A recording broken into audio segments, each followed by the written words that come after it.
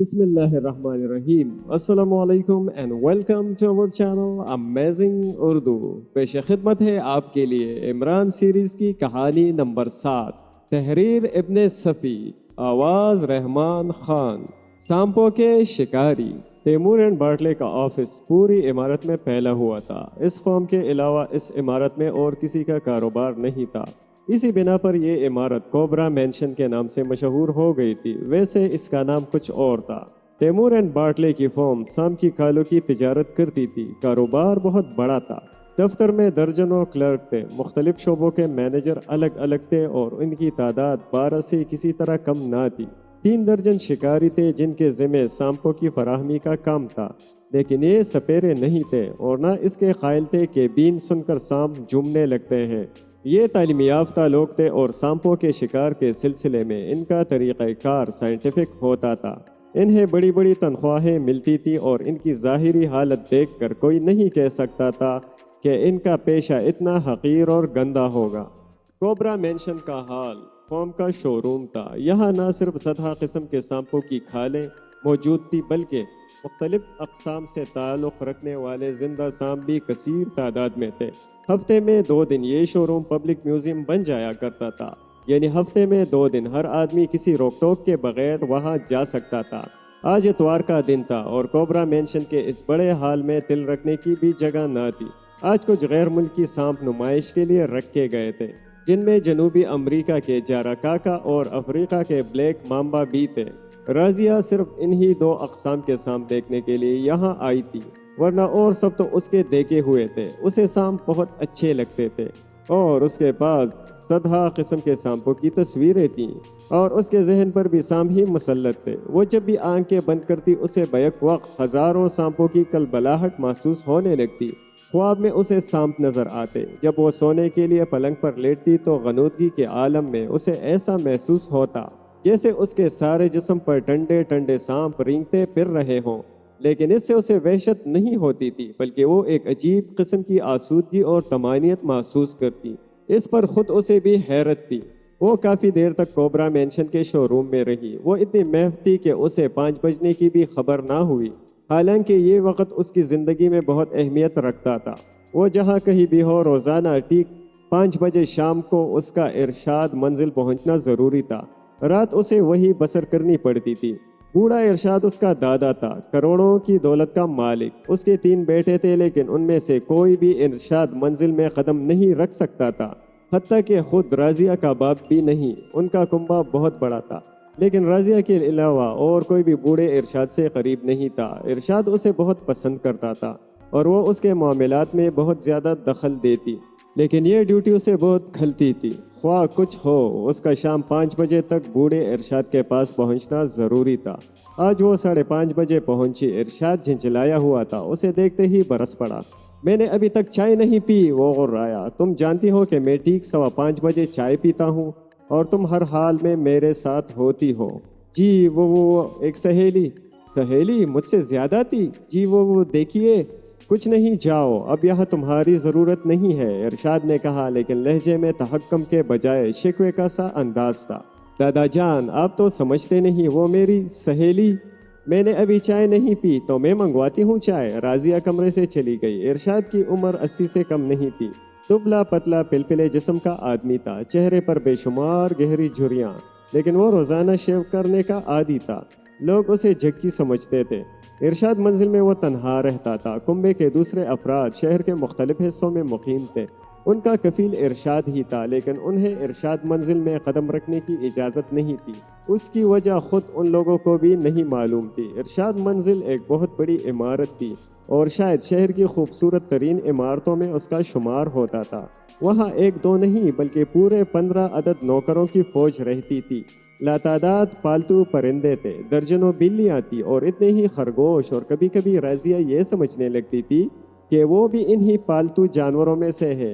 इस ख्याल का मोहरिक इरशाद का बर्ताव था। वो उसे एक नन्ही सी बच्ची समझता और उसे अपनी मर्जी का पाबंद बनाए रखना चाहता था।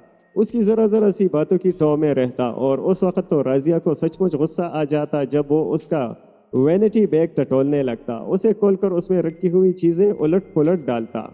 उस वक्त भी वो यही हरकत कर रहा था। राजिया चाय के लिए उसके कमरे से चली गई थी और वो मेज से उसका वैनिटी बैग उठाकर अपने जानों पर रख के उसे खोल रहा था। अचानक उसके मुंह से एक हल्की सी चीख निकली और वो वैनिटी बैग को परे झटक कर कुर्सी समेत दूसरी तरफ उलट गया। वैनिटी बैग से एक छोटा सा सांप निकलकर फर्श पर लहरें ले रहा था। बूढ़ा इरशाद बड़ी फुर्ती से फर्श से उठा, लेकिन ना तो उसने शोर मचाया और ना किसी को अपनी मदद के लिए आवाज दी। सांप की रफ्तार में सुरत ना थी, वो आहिस्ता आहिस्ता फर्श पर रेंग रहा था। इरशाद ने अपनी वॉकिंग स्टिक से बआसानी उसका सर कुचल दिया। थोड़ी देर बाद वो फिर बहुत इत्मीनान से उसी कुर्सी पर बैठा कुछ सोच रहा था। राजिया का वैनिटी बैग उसने वहीं रख दिया था जहां से उठाया था। तकरीबन 10 मिनट बाद राजिया खुद ही चाय की ट्रे अपने हाथों पर उठाए हुए कमरे में दाखिल हुई। इरशाद ने अपनी कुर्सी मेज की तरफ खिसका ली। अचानक राजिया की नजर मुर्दा सांप पर पड़ी। वो चाय की ट्रे मेज पर रख चुकी थी। अरे ये सांप! बूढ़ों से घूरने लगा, लेकिन राजिया के चेहरे पर हैरत के आसार थे। ये यहाँ? फिर इसे कहाँ होना चाहिए था? इरशाद ने आहिस्ता से पूछा। मैं क्या जानूं, मेरा मतलब यह है कि ये यहाँ कमरे में था, मैंने इसे मार डाला। इरशाद उसका चेहरा गौर से देखता हुआ बोला।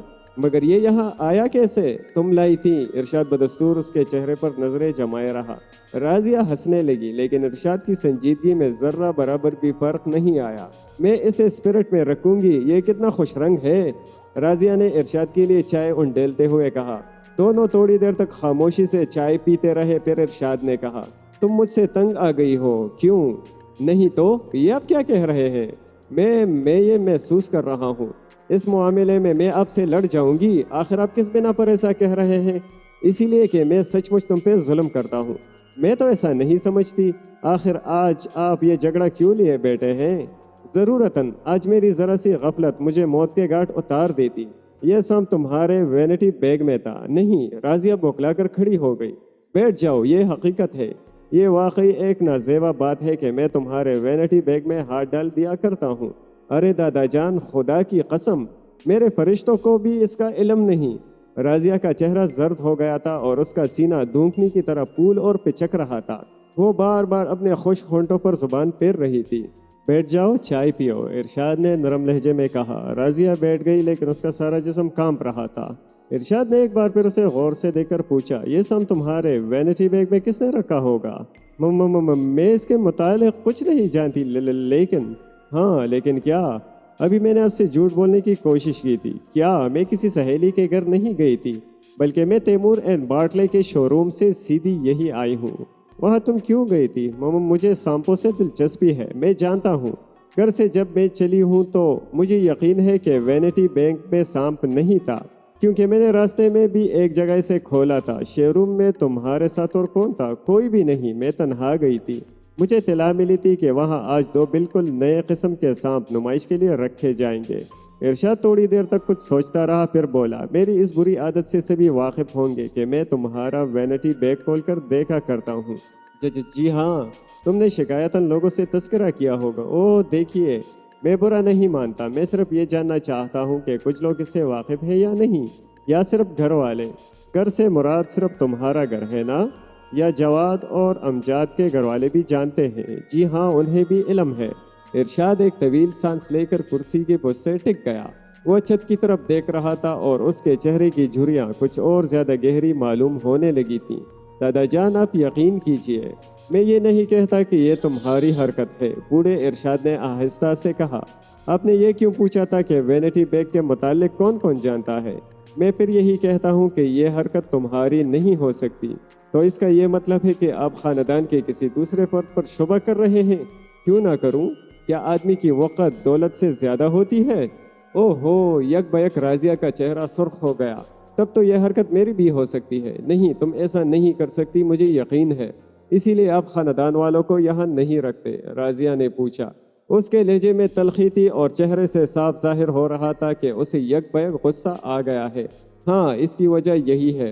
फिर आप मुझ पर इतना एतमाद क्यों करते हैं? बस यूं ही ना होना चाहिए। अब मैं यहाँ कभी ना आऊँगी, कभी नहीं। मैं ग्रेजुएट हूँ और अपनी रोज़ी खुद कमा सकती हूँ। मैं इसीलिए तुम्हें पसंद करता हूँ, इसीलिए मुझे तुम पर एतमाद है। बूढ़ा इरशाद मुस्कुरा कर बोला, तुम मेरी खुशामद नहीं करती, साफ गोई से काम लेती हो। لیکن میں اسے برداشت نہیں کر سکتی کہ آپ والد صاحب پر کسی قسم کا شبہ کریں۔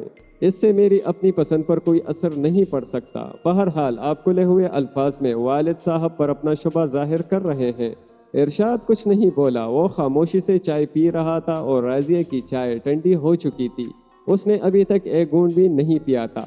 ارشاد خیالات میں کھویا ہوا تھا، اس نے اس کی طرف دھیان نہ دیا۔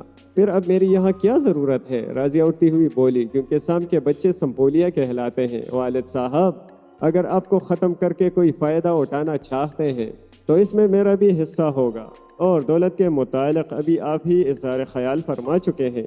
تم ہر بات میں میری ماں سے مشابہ ہو۔ ارشاد نے اس کے ہاتھ پر ہاتھ رکھ کر آگے کی طرف جھکتے ہوئے کہا، وہی صورت شکل، وہی انداز گفتگو، ویسا ہی مزاج۔ پھر بتاؤ، مگر تم کیا جانو؟ یہ بات تمہارے والدین کے علم میں بھی نہیں ہے، کوئی نہیں جانتا سوائے میرے۔ کون سی بات؟ لیکن میں تمہیں ضرور بتاؤں گا، مجھے تم پر اب بھی اعتماد ہے۔ راضیہ حیرت سے اسے دیکھتی رہی۔ آؤ میرے ساتھ، بوڑھا ارشاد اٹھتا ہوا بولا، میں تمہیں کچھ دکھانا چاہتا ہوں۔ وہ اسے عمارت کے ایک حصے میں لایا جہاں کے مقفل کمروں میں سے کسی کا گزر نہیں ہوتا تھا۔ خود راضیہ بھی نہیں جانتی تھی کہ ان میں کیا ہے اور وہ مقفل کیوں رکھے جاتے ہیں۔ ارشاد نے ایک کمرہ کھولا اور دروازے کو دھکا دیا۔ کمرے میں تاریکی تھی۔ دروازہ کھلتے ہی راضیہ نے کچھ اس قسم کی بو محسوس کی جیسے وہ کمرہ سال ہر سال سے تازہ ہوا سے محروم رہا ہو۔ اس بو میں چمگادڑوں کی بیٹ کی بدبو بھی شامل تھی۔ تھوڑی دیر بعد جب اس کی آنکھیں اندھیرے کی عادی ہو گئیں تو اس نے دیکھا کہ کمرے کا فرش گرد سے اٹا ہوا ہے اور دیواروں پر بھی گرد کی کافی موٹی تہ موجود ہے۔ یہاں اسے کسی قسم کا سامان نظر نہیں آیا، البتہ سامنے ہی دیوار پر ایک بڑا سا فریم آویزاں تھا اور اس کے شیشے پر اتنی گرد جمی ہوئی تھی کہ وہ بالکل تاریک ہو کر رہ گیا تھا۔ پھر اس نے ارشاد کو شیشے کی گرد صاف کرتے دیکھا۔ اس فریم میں ایک تصویر تھی، لیکن اس کمرے میں اسے اپنے باپ نوشاد کی تصویر دیکھ کر بڑی حیرت ہوئی۔ آخر وہ اس تیر و تاہ کمرے میں کیوں لگائی گئی ہے؟ یہ کون ہے؟ ارشاد نے راضیہ کی طرف مڑ کر پوچھا۔ آخر اس سے آپ کا مقصد کیا ہے؟ راضیہ نے اکتائے ہوئے انداز میں کہا۔ یہ کس کی تصویر ہے؟ ارشاد نے پھر پوچھا۔ اب کیا میں والد صاحب کو بھی نہ پہچانوں گی؟ راضیہ نے بے دلی سے کہا۔ خوب غور سے دیکھو۔ دیکھ رہی ہوں۔ تو پھر کیا آپ یہ کہنا چاہتے ہیں کہ یہ والد صاحب کی تصویر نہیں ہے؟ ہاں، میں یہی کہنا چاہتا ہوں، ارشاد مسکرا کر بولا۔ تب پھر مجھے سمجھنا چاہیے کہ آج آپ مجھے چھڑانے پر تل گئے ہیں۔ نہیں ننھی بچی، ارشاد نے سنجیدگی سے کہا، یہ نوشاد نہیں ہے، یہ میرے ایک چچا کی تصویر ہے، اور میرے تینوں لڑکے نوشاد، جواد اور امجاد اس سے مشابہت رکھتے ہیں، اور تمہارا باپ تو ہو بہو اسی کی تصویر ہے۔ راضیہ آگے جھک کر بغور تصویر کی طرف دیکھنے لگی۔ اس کے چہرے پر حیرت کے آثار تھے۔ اگر صاحب تصویر کے جسم پر قدیم وضع کا لباس نہ ہوتا تو وہ اپنے دادا کے بیان پر کبھی یقین نہ کرتی، لیکن اب بھی اسے شبہ تھا۔ اس کی دانش میں قدیم وضع کا لباس اس زمانے میں مہیا کرنا دشوار تو نہیں تھا، کیونکہ وہ اکثر ڈراموں اور فلموں میں 2-3 ہزار سال قبل کے لباس بھی دیکھ چکی تھی۔ وہ چند لمحے خاموش رہی، پھر اس نے ارشاد سے کہا، اگر میں تسلیم بھی کر لوں تو پھر میں کہوں گا کہ میں اسی مشابہت کی بنا پر اپنے تینوں لڑکوں سے دور ہی دور رہنا پسند کرتا ہوں۔ راضیہ کا اشتیاق بڑھ گیا۔ اس نے کہا، میں کچھ نہیں سمجھی، میں ابھی سمجھاتا ہوں۔ ارشاد نے دروازے کی طرف بڑھتے ہوئے کہا۔ وہ دونوں اس کمرے سے نکل آئے اور ارشاد نے اسے پھر مقبل کر دیا۔ پھر ارشاد نے کہا، تم یہی ٹھہرو، ٹارچ کے بغیر کام نہیں بنے گا، میں ٹارچ لے کر آتا ہوں۔ وہ راضیہ کو وہی چھوڑ کر چلا گیا۔ آج وہ بوڑھا راضیہ کو حد درجہ پر اسرار معلوم ہو رہا تھا۔ تھوڑی دیر بعد ارشاد واپس آ گیا۔ اس کے ہاتھ میں ٹارچ تھی۔ اس نے برابر کے دوسرے کمرے کا قفل کھولا۔ اس کمرے میں تاریکی، گندگی اور بدبو ہی کا راج تھا، لیکن راضیہ کا یہاں کچھ بھی نظر نہ آیا۔ ارشاد اس سے کہہ رہا تھا، تم ہر معاملے میں بالکل اپنی پردادی ہی کی طرح ہو، مجھے توقع ہے کہ انہی کی طرح ایک مضبوط کردار کی مالک ہوگی۔ کیا اب آپ کوئی بہت ڈراؤنی چیز سامنے لانا چاہتے ہیں؟ راضیہ نے پوچھا۔ ہاں، بات ہی کچھ ایسی ہے۔ میں آج تمہیں سب کچھ بتا دینا چاہتا ہوں۔ یہ راز میرے علاوہ اور کوئی نہیں جانتا، لیکن تم اسے ہمیشہ راز ہی رکھو گی، ہمیشہ۔ مجھے یقین ہے کہ تم اپنی پردادی ہی کی طرح مضبوط کردار رکھتی ہو۔ میں نہیں ڈروں گی، مجھے بتائیے۔ اچھا ٹھہرو، ارشاد نے کمرے کے ایک گوشے کی طرف بڑھتے ہوئے کہا۔ راضیہ وہیں کڑی رہی۔ گوشے میں پہنچ کر ارشاد نے فرش کی گرد صاف کی اور پھر راضیہ کو ایسا محسوس ہوا جیسے اس نے کسی صندوق کا ڈھکن اٹھایا ہو۔ فرش میں ایک چوکور سی خلا نظر آ رہی تھی جس کا رقبہ 1 مربع فٹ سے زیادہ نہ رہا ہوگا۔ ارشاد نے جھک کر اس خلا میں ٹارچ کی روشنی ڈالی اور چند لمحہ اسی حالت میں رہا، پھر رازیہ کی طرف مڑ کر بولا، آؤ ڈرو نہیں۔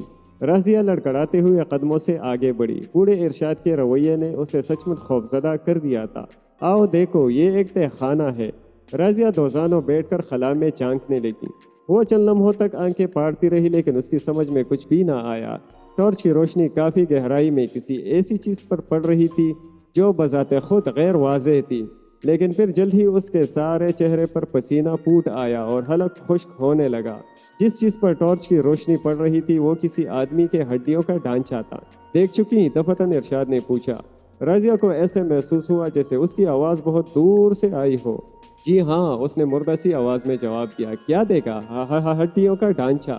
رازیہ توک نگل کر بولی، ٹھیک، بس آؤ۔ ارشاد اسے ایک طرف ہٹا کر سوراخ کا ڈھکن بند کرتا ہوا بولا۔ تھوڑی دیر بعد وہ کمرے کے باہر آ گئے۔ ارشاد نے اسے مقفل کیا اور وہ پھر رہائشی حصے کی طرف پلٹ آئے۔ رازیہ کا چہرہ زرد ہو گیا تھا اور آنکھوں میں وحشت نظر آنے لگی تھی۔ دونوں کافی دیر تک خاموش بیٹھے رہے۔ بوڑھا ارشاد خیالات میں کھویا ہوا تھا۔ زرد رنگ کے ڈھیلے ڈالے لبادے میں اس کا چھوٹا سا جھریایا ہوا چہرہ انتہائی پراسرار معلوم ہو رہا تھا۔ میں جو کچھ بھی کہنے جا رہا ہوں وہ ہمیشہ تمہاری ذات تک محدود رہے گا، اس نے کچھ دیر بعد بھررائی ہوئی آواز میں کہا۔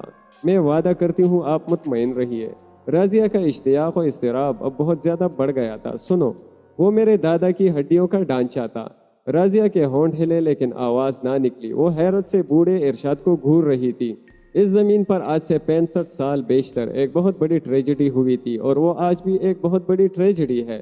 صرف 50 روپیوں کی بات تھی۔ میرے خدا، میں آج بھی یاد کرتا ہوں تو میرے رونگٹے کھڑے ہو جاتے ہیں۔ جلدی سے کہہ ڈالیے، مجھے اختلاج ہونے لگا ہے، رازیہ نے کہا۔ بوڑھا چند لمحے خاموش رہا، پھر اس نے کہا، ابھی تم جس کی تصویر دیکھ چکی ہو، اس نے میرے دادا یعنی اپنے باپ کو صرف 50 روپوں کے لیے قتل کر دیا تھا، اور وہ لاش آج تک بے گور و کفن پڑی ہے۔ بے گور و کفن؟ خدا مجھے اور سب کو معاف کرے۔ مجھ میں اتنی ہمت نہیں کہ ان ہڈیوں کو وہاں سے نکال کر دفن کر سکوں۔ میرے باپ نے بھی ہمت ہار دی تھی۔ بوڑھا ارشاد خاموش ہو گیا۔ لیکن وہ ہڈیاں بے گور و کفن کیوں ہے؟ رازیہ نے مستربانہ انداز میں کہا۔ مجھے پورا واقعہ بتائیے۔ چچا کو 50 روپیوں کی ضرورت تھی اور وہ اچھا آدمی نہیں تھا۔ کسی برے کام میں صرف کرنے کے لیے اسے روپوں کی ضرورت تھی۔ وہ شراب کے نشے میں تھا۔ دادا صاحب نے صاف انکار کر دیا، بلکہ اسے برا بلا بھی کہا۔ وہی دیوار پر ایک تبر آویزا تھا۔ چچا نے غصے میں آ کر وہی تبر سے ان پر حملہ کر دیا۔ پے در پہ 3-4 وار کیے اور وہ وہیں ٹھنڈے ہو گئے۔ پھر وہ کمینہ فرار ہو گیا اور اس دن سے آج تک اس کی خبر ہی نہیں ملی۔ والد صاحب اور میرے سب سے چھوٹے چچا گھر ہی میں موجود تھے۔ جتنی دیر میں وہ وہاں پہنچتے سب کچھ ہو چکا تھا۔ گھر میں اس وقت صرف 3 آدمی تھے، میری ماں، والد صاحب اور چھوٹے چچا۔ میں موجود نہیں تھا۔ تم یقین جانو 40 سال کی عمر تک مجھے یہ واقعہ نہیں معلوم ہو سکا۔ وجہ یہ ہوئی کہ دادا صاحب انہی ایام میں حج کے لیے جانے والے تھے۔ جب میں گھر آیا تو مجھے بتایا گیا کہ وہ حج کے لیے چلے گئے۔ سب یہی جانتے تھے کہ وہ حج کے لیے گئے ہیں، مگر حقیقت یہ تھی کہ والد صاحب اور چھوٹے چچا نے مل کر ان کی لاش تہ خانے میں ڈال دی تھی۔ وہ نہیں چاہتے تھے کہ خاندان بدنام ہو، کیونکہ ہمارا خاندان صدیوں سے ذی عزت سمجھا جاتا رہا ہے۔ بہرحال کچھ دنوں بعد دادا صاحب کے لیے یہ مشہور کر دیا گیا کہ وہ بیت اللہ شریف میں فوت ہو گئے ہیں۔ گمشدہ چچا کا معاملہ تو اس کی طرف سے کسی نے دھیان بھی نہ دیا، کیونکہ وہ ایک اوباش آدمی تھا۔ ویسے بھی مہینوں گھر میں اس کی شکل نہیں دکھائی دیتی تھی۔ لیکن رازیہ نے توک نگل کر کہا، لاش یوں ہی کیوں پڑی رہ گئی؟ پھر کسی کی ہمت ہی نہیں پڑی کہ وہ اسے تہ خانے میں اترتا۔ والد صاحب نے مجھے اس کے متعلق اس وقت بتایا جب میں 40 برس کا تھا، یعنی آج سے 40 سال پہلے۔ لیکن میں تم سے کیا بتاؤں، مجھ میں بھی اتنی ہمت نہیں ہے کہ تہ خانے میں اتر کر ان ہڈیوں ہی کو سپرد خاک کر دوں۔ کچھ دیر کے لیے کمرے پر خاموشی مسلط ہو گئی۔ پھر بوڑھا بولا، جب تک یہ واقعہ مجھے معلوم نہیں ہوا تھا میں اپنے بچوں پر جان دیتا تھا، لیکن جب یہ واقعہ معلوم ہوا مجھے ان تینوں سے وحشت ہونے لگی۔ والد صاحب کی زندگی تک وہ میرے ساتھ رہے، پھر میں نے انہیں الگ کر دیا۔ آخر ان کا کیا قصور تھا؟ رازیہ نے پوچھا۔ چچا سے مشابہت کی بنا پر مجھے ان سے وحشت ہوتی ہے، تمہارا باپ تو خاص طور سے۔ تو کیا آپ سمجھتے ہیں وہ بھی اسی مشابہت کی بنا پر آپ سے وہی برتاؤ کریں گے؟ میں جانتا ہوں کہ یہ ایک لغو خیال ہے، مگر میں کیا کروں؟ اور اب تو مجھے اور زیادہ محتاط رہنا پڑے گا۔ آخر وہ سام تمہارے وینٹی بیگ میں کہاں سے آیا تھا؟ مجھے بتاؤ۔ رازیہ کچھ نہ بولی۔ اس کے پاس اس بات کا کوئی جواب نہیں تھا۔ حالات کو مد نظر رکھتے ہوئے وہ یہی سوچ سکتی تھی کہ سام کسی نے گھر ہی میں رکھا ہوگا، لیکن اسے اچھی طرح یاد تھا کہ وہ گھر سے روانہ ہو کر کوبرا مینشن جانے سے پہلے ایک ریسٹورانٹ میں گئی تھی اور وہاں اس نے پف کرنے کے لیے وینٹی بیگ کھولا تھا۔ پھر کیا کوبرا مینشن میں کسی نے یہ حرکت کی تھی؟ مگر وہاں تو وینٹی بیگ اس کے ہاتھ ہی میں رہا تھا۔ ممکن ہے کسی نے اس کے باوجود بھی ہاتھ کی صفائی دکھائی ہو، مگر وہ اس کا باپ یا کوئی چچا ہرگز نہیں ہو سکتا تھا۔ کیا سوچنے لگی؟ ارشاد نے پوچھا اسی سام کے متعلق۔ مت سوچو، مجھے یقین ہے کہ یہ حرکت تمہاری نہیں ہو سکتی، مگر دادا جان، میں اپنے باپ یا کسی چچا پر بھی شبہ نہیں کر سکتی۔ ختم کرو ان باتوں کو، بوڑھا ہاتھ ہلا کر بولا۔ میں اپنی موت سے پہلے نہیں مر سکتا۔ اگر یہی خیال ہے تو پھر آپ نے ان لوگوں کو الگ کیوں کر دیا ہے؟ تمہاری منطق اور بحث مجھے تنگ کر ڈالتی ہے۔ میں نے الگ کر دیا، میری مرضی، میرا جو دل چاہے گا کروں گا۔ بہرحال میں اب یہاں نہیں رہوں گی۔ کیا؟ بوڑھا آنکھیں نکال کر بولا، تم مجھے تنہا نہیں چھوڑ سکتی۔ میں اپنی اولاد میں تمہیں سب سے زیادہ پسند کرتا ہوں، تم نہیں جا سکتی۔ راضیہ خاموش بیٹھی رہی، لیکن اس کے چہرے پر بیزاری کے آثار تھے۔ کیپٹن فیاض نے جیسے ہی کمرے میں قدم رکھا، عمران اپنا سر پیٹنے لگا۔ فیاض نے اس کی پرواہ نہ کی، آگے بڑھ کر اس کے دونوں ہاتھ پکڑ لیے اور دانت پیس کر بولا، تم خواہ مخواہ ایک نہ ایک شوشہ چھوڑ کر ہمیشہ الگ ہو جاتے ہو۔ شوشہ خود بخود ٹوٹتا ہے پیارے فیاض، عمران نے سنجیدگی سے کہا۔ غالباً تم تیمور اینڈ باٹلے والی بات کی طرف اشارہ کر رہے ہو۔ بیٹھ جاؤ، آج میری عقل میں سخت درد ہے، اسی لیے میں کوئی جسمانی محنت نہیں کر سکتا۔ میرا موڈ بہت خراب ہے، اگر تم نے اوٹ پٹانگ باتیں شروع کی تو مار بیٹھوں گا۔ میں آج کل طلسم ہوشربا کی 8ویں جلد لکھ رہا ہوں۔ بیٹھو بیٹھو، میں تمہیں چند ٹکڑے کھلاؤں، ارے سناؤں گا۔ عمران، یس مائی ڈیئر سپر فیاض، یہ ٹکڑا بڑے غضب کا ہے۔ آنا ہت ہت مرسا پوش کی طرف کوہ چمقاق کے، اور یہاں سے 2 کلمہ داستان ولد ساقی نامہ ماسل باقی نویس۔ ارے باپ رے! فیاض نے اٹھ کر اس کا منہ دبا دیا۔ تم خواہ مخواہ مجھ سے نہ الجھو ورنہ، فیاض بڑبڑایا۔ ورنہ کیا ہوگا؟ عمران نے اپنے منہ پر سے اس کا ہاتھ ہٹاتے ہوئے کہا، میں تمہیں کسی مصیبت میں پھنسا دوں گا۔ تم نے نیلے پرندے والے معاملے میں ایک بہت بڑا جال کیا تھا۔ کیا مطلب؟ تم نے ہوم سیکرٹری کا جو سرٹیفکیٹ دکھایا تھا جعلی تھا۔ آج سمجھے ہو یہ بات؟ عمران نے قہقہہ لگایا۔ مگر پیارے کپتان صاحب، تم میرا کچھ نہیں بگاڑ سکتے۔ چلو چھوڑو، میں کسی سے اس کا تذکرہ نہیں کروں گا۔ اس طرح تم خود اپنے اوپر ایک احسان عظیم کرو گے، عمران نے آہستہ سے کہا۔ آخر تم تیمور اینڈ باٹلے کے متعلق صاف صاف کیوں نہیں بتاتے؟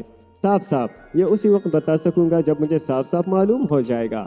ویسے وہ لوگ کوئی غیر قانونی حرکت ضرور کر رہے ہیں، نوعیت ہی بتا دو۔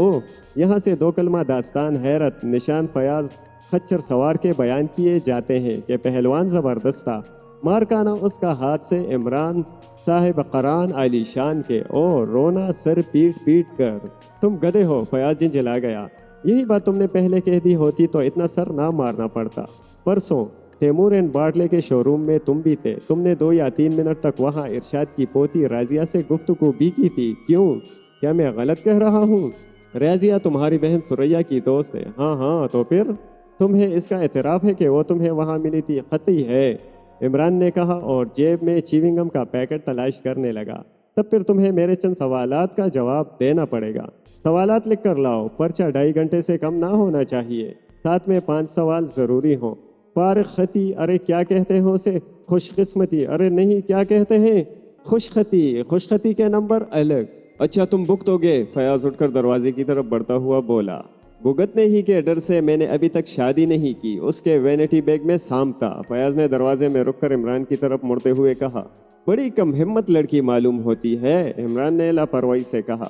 اگر میں لڑکی ہوتا تو میرے وینٹی بیگ سے کم از کم 1 ہاتھی ضرور برآمد ہوتا، الا ماشاء اللہ۔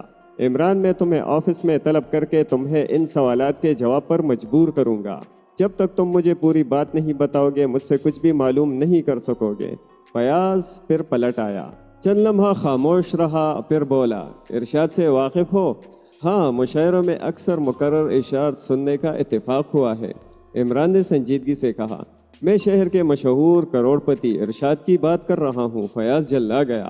تو ایسے بولو نا، ہاں میں نے اس کا نام سنا ہے اور اس کی پوتی راضیہ سے اچھی طرح واقف ہوں، کیونکہ وہ سریا کی دوست ہے۔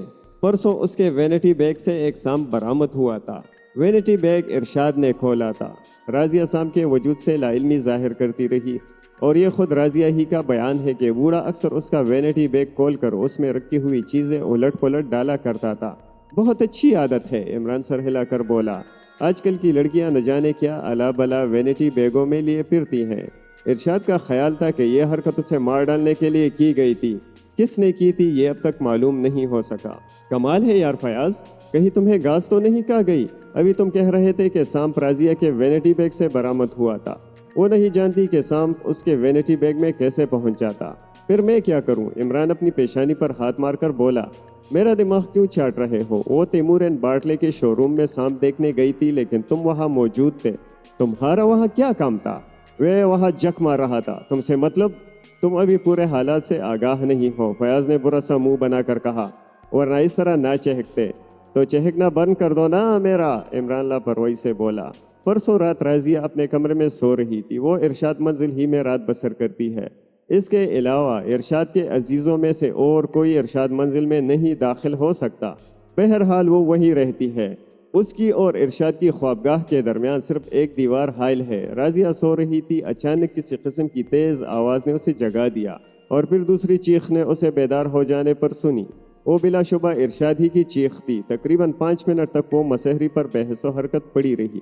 ارشاد کے کمرے سے اب کچھ اس قسم کی آوازیں آ رہی تھی جیسے کئی آدمی لڑ پڑے ہوں۔ تھوڑی دیر بعد بالکل سناٹا ہو گیا۔ خدا کا شکر ہے، عمران آہستہ سے بڑبڑایا۔ فیاض کی پیشانی پر سلوٹیں ابھر آئیں، لیکن وہ عمران سے الجھے بغیر بولتا رہا۔ راضیہ اٹھ کر سیدھی نوکروں کے کوارٹر میں گئی اور انہیں جگا کر اپنے ساتھ ارشاد کی خوابگاہ تک لائی، جس کا دروازہ کھلا ہوا تھا لیکن خوابگاہ خالی تھا۔ ارشاد کے بستر پر بہت سا خون تھا، پلنگ کے نیچے ایک خنجر ملا، وہ بھی خون آلود تھا۔ سرہانے کی چھوٹی میز الٹی پڑی تھی، 2 کرسیاں الٹ گئی تھیں۔ غرضے کے صاف ظاہر ہو رہا تھا کہ وہاں کافی دیر تک کشمکش ہوئی، مگر ارشاد کا کہیں پتہ نہ تھا۔ عمران کچھ نہ بولا، وہ غور سے فیاض کی طرف دیکھ رہا تھا۔ ارشاد اب بھی لاپتہ ہے، راضیہ نے بہت کچھ بتایا ہے، حالانکہ خود اپنا وجود بھی شعبے سے بالاتر نہیں رکھا۔ اس نے کیا بتایا؟ عمران نے پوچھا۔ یہی کہ ارشاد اپنے تینوں لڑکوں کی طرف سے مطمئن نہیں تھا، یہی وجہ ان کی علیحدگی بھی تھی۔ راضیہ کے علاوہ اور کوئی ارشاد منزل میں نہیں جا سکتا تھا، اس لڑکی پر اسے بہت اعتماد تھا۔ ہاں، اس کا بیان بھی یہی ہے۔ تمہارا کیا خیال ہے؟ میں ابھی تک کوئی رائے قائم نہیں کر سکا۔ جس دن تم رائے قائم کرنے کے قابل ہوئے اس دن تمہاری بیوی بالغ ہو جائے گی۔ عمران، میں تم سے پوچھتا ہوں کہ تم وہاں کیا کر رہے تھے؟ کہا my dear Fayyaz, Taimur and Batley کے شو روم میں۔ عمران یک بیک سنجیدہ ہو گیا، چند لمحے فیاض کو گورتا رہا، پھر بولا، تم مجھ پر کس بات کا شبہ کر رہے ہو؟ میں فی الحال تم پر کسی قسم کا شبہ نہیں کر رہا، صرف یہ پوچھنا چاہتا ہوں کہ تم وہاں کیا کر رہے تھے؟ وہاں قریب 150 آدمی تھے، عمران نے سنجیدگی سے کہا۔ میں ان سے مشورہ کرنے کے بعد تمہارے سوال کا جواب دوں گا۔ فیاض پھر غصہ میں آ گیا، اس نے غرا کر کہا، تم سمجھتے ہو میں شاید اس کیس میں تمہاری مدد چاہتا ہوں؟ نہیں، میں اچھی طرح جانتا ہوں کہ تم دوسروں کا وقت برباد کرنے کے اسپیشلسٹ ہو، تم جک مار رہے ہو۔ فیاض کرسی سے اٹھتا ہوا بولا، راضیہ کے وینٹی بیگ سے برآمد ہونے والے سانپ کی وجہ سے میں نے تم سے ملنا مناسب سمجھا، کیونکہ تم نے ایک بار تیمور اینڈ باٹلے والوں کی غیر قانونی حرکت کا تذکرہ کیا تھا۔ راضیہ کہتی ہے کہ شو روم میں جانے سے پہلے سانپ وینٹی بیگ میں نہیں تھا۔ کہتی ہوگی، مت بور کرو، جاؤ اور اپنا کام کرو۔ میں آج کل بہت مشغول ہوں، اس وقت میرے پاس طلاق کے 12 کیس ہیں، ہر کیس میں کم از کم 1000 ملنے کی توقع ہے۔ پیارے دوستو، اگر آپ ہمارے چینل پر نئے ہیں تو ہمارے چینل کو لازمی سبسکرائب کریں اور اپنے پیاروں کے ساتھ ہماری ویڈیوز اور ہمارے چینل کو ضرور شیئر کریں، اور گھنٹی کے نشان کو دبانا نہ بھولیں تاکہ آپ کو ہماری تازہ ترین ویڈیوز کی اپڈیٹس ملتی رہیں، اور کمنٹ اور لائک کرنا نہ بھولیے گا۔ تیمور اینڈ باٹلے کا جنرل مینیجر تیمور اپنے شاندار مکان کی شاندار اسٹڈی میں بیٹھا اپنی فارم کے 2 شکاریوں سے ہم کلام تھا۔ تیمور دراصل اس فارم کا حصہ دار تھا، دوسرا حصہ دار باٹلے تھا جو انگریز تھا اور زیادہ تر سمندر پار ہی رہ کر بیرونی تجارت کی دیکھ بھال کرتا تھا۔ تیمور ایک دراز قد اور قوی ہیکل آدمی تھا، عمر 50 کے لگ بھگ رہی ہوگی، چہرہ اب بھی پرکشش تھا۔ تم دونوں، وہ شکاریوں سے کہہ رہا تھا، بعض اوقات بہت آگے بڑھ جاتے ہو، میں اسے پسند نہیں کرتا۔ شکاریوں میں سے ایک جوان العمر اور مضبوط ہاتھ پیر والا بولا، آگے بڑھے بغیر اگر کام چل سکے تو اس کی ضرورت ہی کیا ہے؟ نہیں، اب تم اپنی مرضی سے کام نہیں کرو گے۔ تیمور کے لہجے میں بھی سختی تھی۔ آپ اپنا لہجہ درست کیجئے مسٹر تیمور، جوان العمر شکاری نے کہا۔ کیا؟ تیمور اس طرح چونکا جیسے اس کے سر پر بم پھٹا ہو۔ چند لمحے اس کے چہرے پر حیرت کے آثار نظر آتے رہے، پھر وہ یک بیک سرخ ہو گیا۔ تم مجھ سے اس انداز میں گفتگو کی جرت کر رہے ہو؟ وہ غرایا۔ ہاں مسٹر تیمور، جوان العمر شکاری مسکرا کر بولا، میں بہت باحوصلہ آدمی ہوں اور میں زندگی بھر اسی کمتر حیثیت میں نہیں رہوں گا۔ ہو سکتا ہے 10-5 سال بعد فرم کا نام ہی بدل جائے، لوگ اسے Tariq and Timur and Batley کے نام سے یاد کرنے لگے۔ پہلے تو صرف باٹلے کی فرم تھی، مسٹر تیمور اس کے ایک معمولی ملازم تھے، پھر ایک دن اچانک وہ فرم کے حصہ دار ہو گئے۔ میں طارق آج ایک معمولی شکاری ہوں، ہو سکتا ہے کل۔ شٹ اپ، تیمور ہلکے بل چیخا۔ مجھ پر اس کا کوئی اثر نہیں ہوا مسٹر تیمور، طارق بدستور مسکراتا ہوا بولا۔ طارق بیتوکی باتیں مت کرو، اس کے ساتھی شکاری نے دبی زبان سے کہا۔ تم خاموش رہو ناصر، طارق نے اس سے کہا، میں تمہیں اس وقت اپنی ملازمت سے برطرف کر رہا ہوں اور اب تمہاری شکل نہیں دیکھنا چاہتا، تیمور نے سخت لہجے میں کہا۔ مسٹر تیمور، جلد بازی اچھی نہیں ہوتی، طارق نے اپنے گٹیلے بازوؤں پر ہاتھ پھیرتے ہوئے کہا۔ انجام پر غور کر لیجئے۔ تیمور اسے پھر گھورنے لگا۔ اس سے کیا مطلب ہے تمہارا؟ X539، طارق آہستہ سے بولا، لیکن وہ براہ راست تیمور کی آنکھوں میں دیکھ رہا تھا اور اس کی آنکھوں میں عجیب قسم کی وحشیانہ چمک تھی۔ دفعتاً تیمور کا چہرہ تاریک ہو گیا اور دوسرے شکاری ناصر نے بھی یہ تبدیلی محسوس کر لی۔ بس مسٹر تیمور، ہماری آج کی گفتگو ختم ہو گئی، طارق اٹھتا ہوا بولا۔ آؤ ناصر۔ ناصر چپ چاپ اٹھ گیا اور وہ دونوں تیمور کی اسٹڈی سے باہر آ گئے۔ پورچ میں ایک موٹر سائیکل کھڑی تھی، طارق نے اس کی سیٹ پر بیٹھ کر اسے سٹارٹ کیا۔ ناصر کیریئر پر بیٹھ چکا تھا اور موٹر سائیکل فراٹے بھرتی ہوئی فاٹک سے نکل آئی۔ طارق، یہ کیا قصہ تھا؟ ناصر نے پوچھا۔ طارق ہلکا سا کہکہا لگا کر بولا، اگر اس قسم کے قصے ہر ایک کی سمجھ میں آنے لگے تو ہر ایک تیمور اینڈ باٹلے کا حصہ دار ہو جائے۔ میں اپنی آنکھیں کھلی رکھتا ہوں دوست، مگر یار اس وقت تو تم نے کمال ہی کر دیا۔ مگر وہ نمبر کیا تھا جسے سنتے ہی وہ بدحواس ہو گیا تھا؟ سنو ناصر، ہم دونوں گہرے دوست ہیں، طارق نے کہا اور خاموش ہو گیا۔ ناصر منتظر تھا کہ وہ کچھ اور بھی کہے گا، لیکن وہ خاموش ہی رہا۔ میں اس جملے کا مطلب نہیں سمجھا، ناصر نے کہا۔ اس کا مطلب پھر سمجھاؤں گا، فی الحال ایک کار ہمارا تعاقب کر رہی ہے، اس میں یقیناً تیمور کے آدمی ہوں گے، لہٰذا میں چاہتا ہوں کہ انہیں ایک اچھا سبق دوں۔ ناصر نے مڑ کر دیکھا، حقیقتاً اس کار کے علاوہ سڑک پر دور تک کوئی کار نظر نہیں آ رہی تھی۔ وہم ہے تمہارا، ناصر بڑبڑایا۔ وہم نہیں بلکہ توقع، طارق نے کہا۔ اس گفتگو کے بعد تیمور مجھے زندہ دیکھنا پسند نہیں کرے گا، خیر دیکھو ابھی معلوم ہوا جاتا ہے۔ دفعتاً طارق نے موٹر سائیکل ایک گلی میں موڑ دی، دوسری کار بھی اسی گلی میں مڑ گئی۔ کیوں، اب کیا خیال ہے؟ طارق نے ہلکے سے قہقہے کے ساتھ کہا۔ ٹھیک ہے، ناصر بڑبڑایا۔ کیا میں تمہیں کہیں اتار دوں؟ طارق نے پوچھا۔ وہ لوگ ہمیں رس ملائی نہیں کھلائیں گے۔ کیا تم مجھے بزدل سمجھتے ہو؟ ناصر نے کہا۔ نہیں پیارے، مطلب یہ تھا کہ تمہیں خطرے سے آگاہ کر دوں، مگر ہمیں یہ ضرور دیکھ لینا چاہیے کہ یہ کتنے آدمی ہیں۔ ناصر کچھ نہ بولا۔ طارق موٹر سائیکل کو گلی سے نکال کر دوسری سڑک پر لایا، پھر کیفے گرانڈ کے سامنے اسے روک کر مشین بند کر دی۔ دوسری کار بھی تھوڑی ہی فاصلے پر رک گئی تھی۔ دونوں اتر کر کیفیٹیریا گرانڈ میں داخل ہوئے۔ اس کا حال چھوٹا ہی تھا اور اوپر چاروں طرف گیلری بنی ہوئی تھی۔ اسی طرح چھوٹی سی جگہ میں وہ زیادہ سے زیادہ نشستوں کا انتظام کیا گیا تھا۔ طارق نیچے بیٹھنے کے بجائے اوپر جانے کے لیے زینے طے کرنے لگا۔ ناصر نے دیکھا کہ 4 آدمی کیفے میں داخل ہوئے اور وہ کھنکیوں سے ان دونوں کی طرف دیکھ رہے تھے۔ جب تک کہ طارق اور ناصر اوپر جا کر بیٹھ نہیں گئے، وہ لوگ بھی کھڑے ہی رہے۔ بظاہر ایسا معلوم ہو رہا تھا جیسے وہ چاروں طرف نظر دوڑا کر اپنے لیے کوئی جگہ منتخب کر رہے ہوں۔ طارق اور ناصر گیلری کی جالیوں سے لگ کر اس طرح بیٹھے کہ نیچے سے کم از کم ان کے سر بخوبی دکھائی دے سکیں۔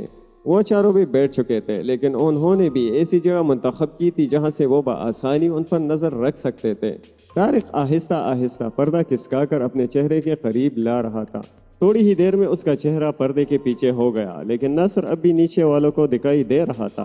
ناصر، طارق نے اسے آہستہ سے مخاطب کیا، زیادہ نہیں، صرف 20 منٹ تک انہیں یہاں روکے رکھو، اس کے بعد پھر تمہیں ایسا تماشا دکھا دوں گا کہ تم دنگ رہ جاؤ گے۔ کس طرح روکوں؟ میں تمہارا مطلب نہیں سمجھا۔ بس تم اسی طرح بیٹھے رہو، میں صرف 20 منٹ کے لیے باہر جا رہا ہوں۔ یہ دروازہ دیکھ رہے ہو، اس کے زینے باورچی خانے میں جا کر ختم ہو جاتے ہیں، میں ادھر ہی جاؤں گا، لیکن نیچے والوں کو یہی معلوم ہونا چاہیے کہ میں یہاں موجود ہوں۔ تم کبھی کبھی اس طرح ادھر دیکھتے رہنا جیسے مجھ سے مخاطب ہو۔ تم کہاں جا رہے ہو؟ بس واپس آ کر بتاؤں گا۔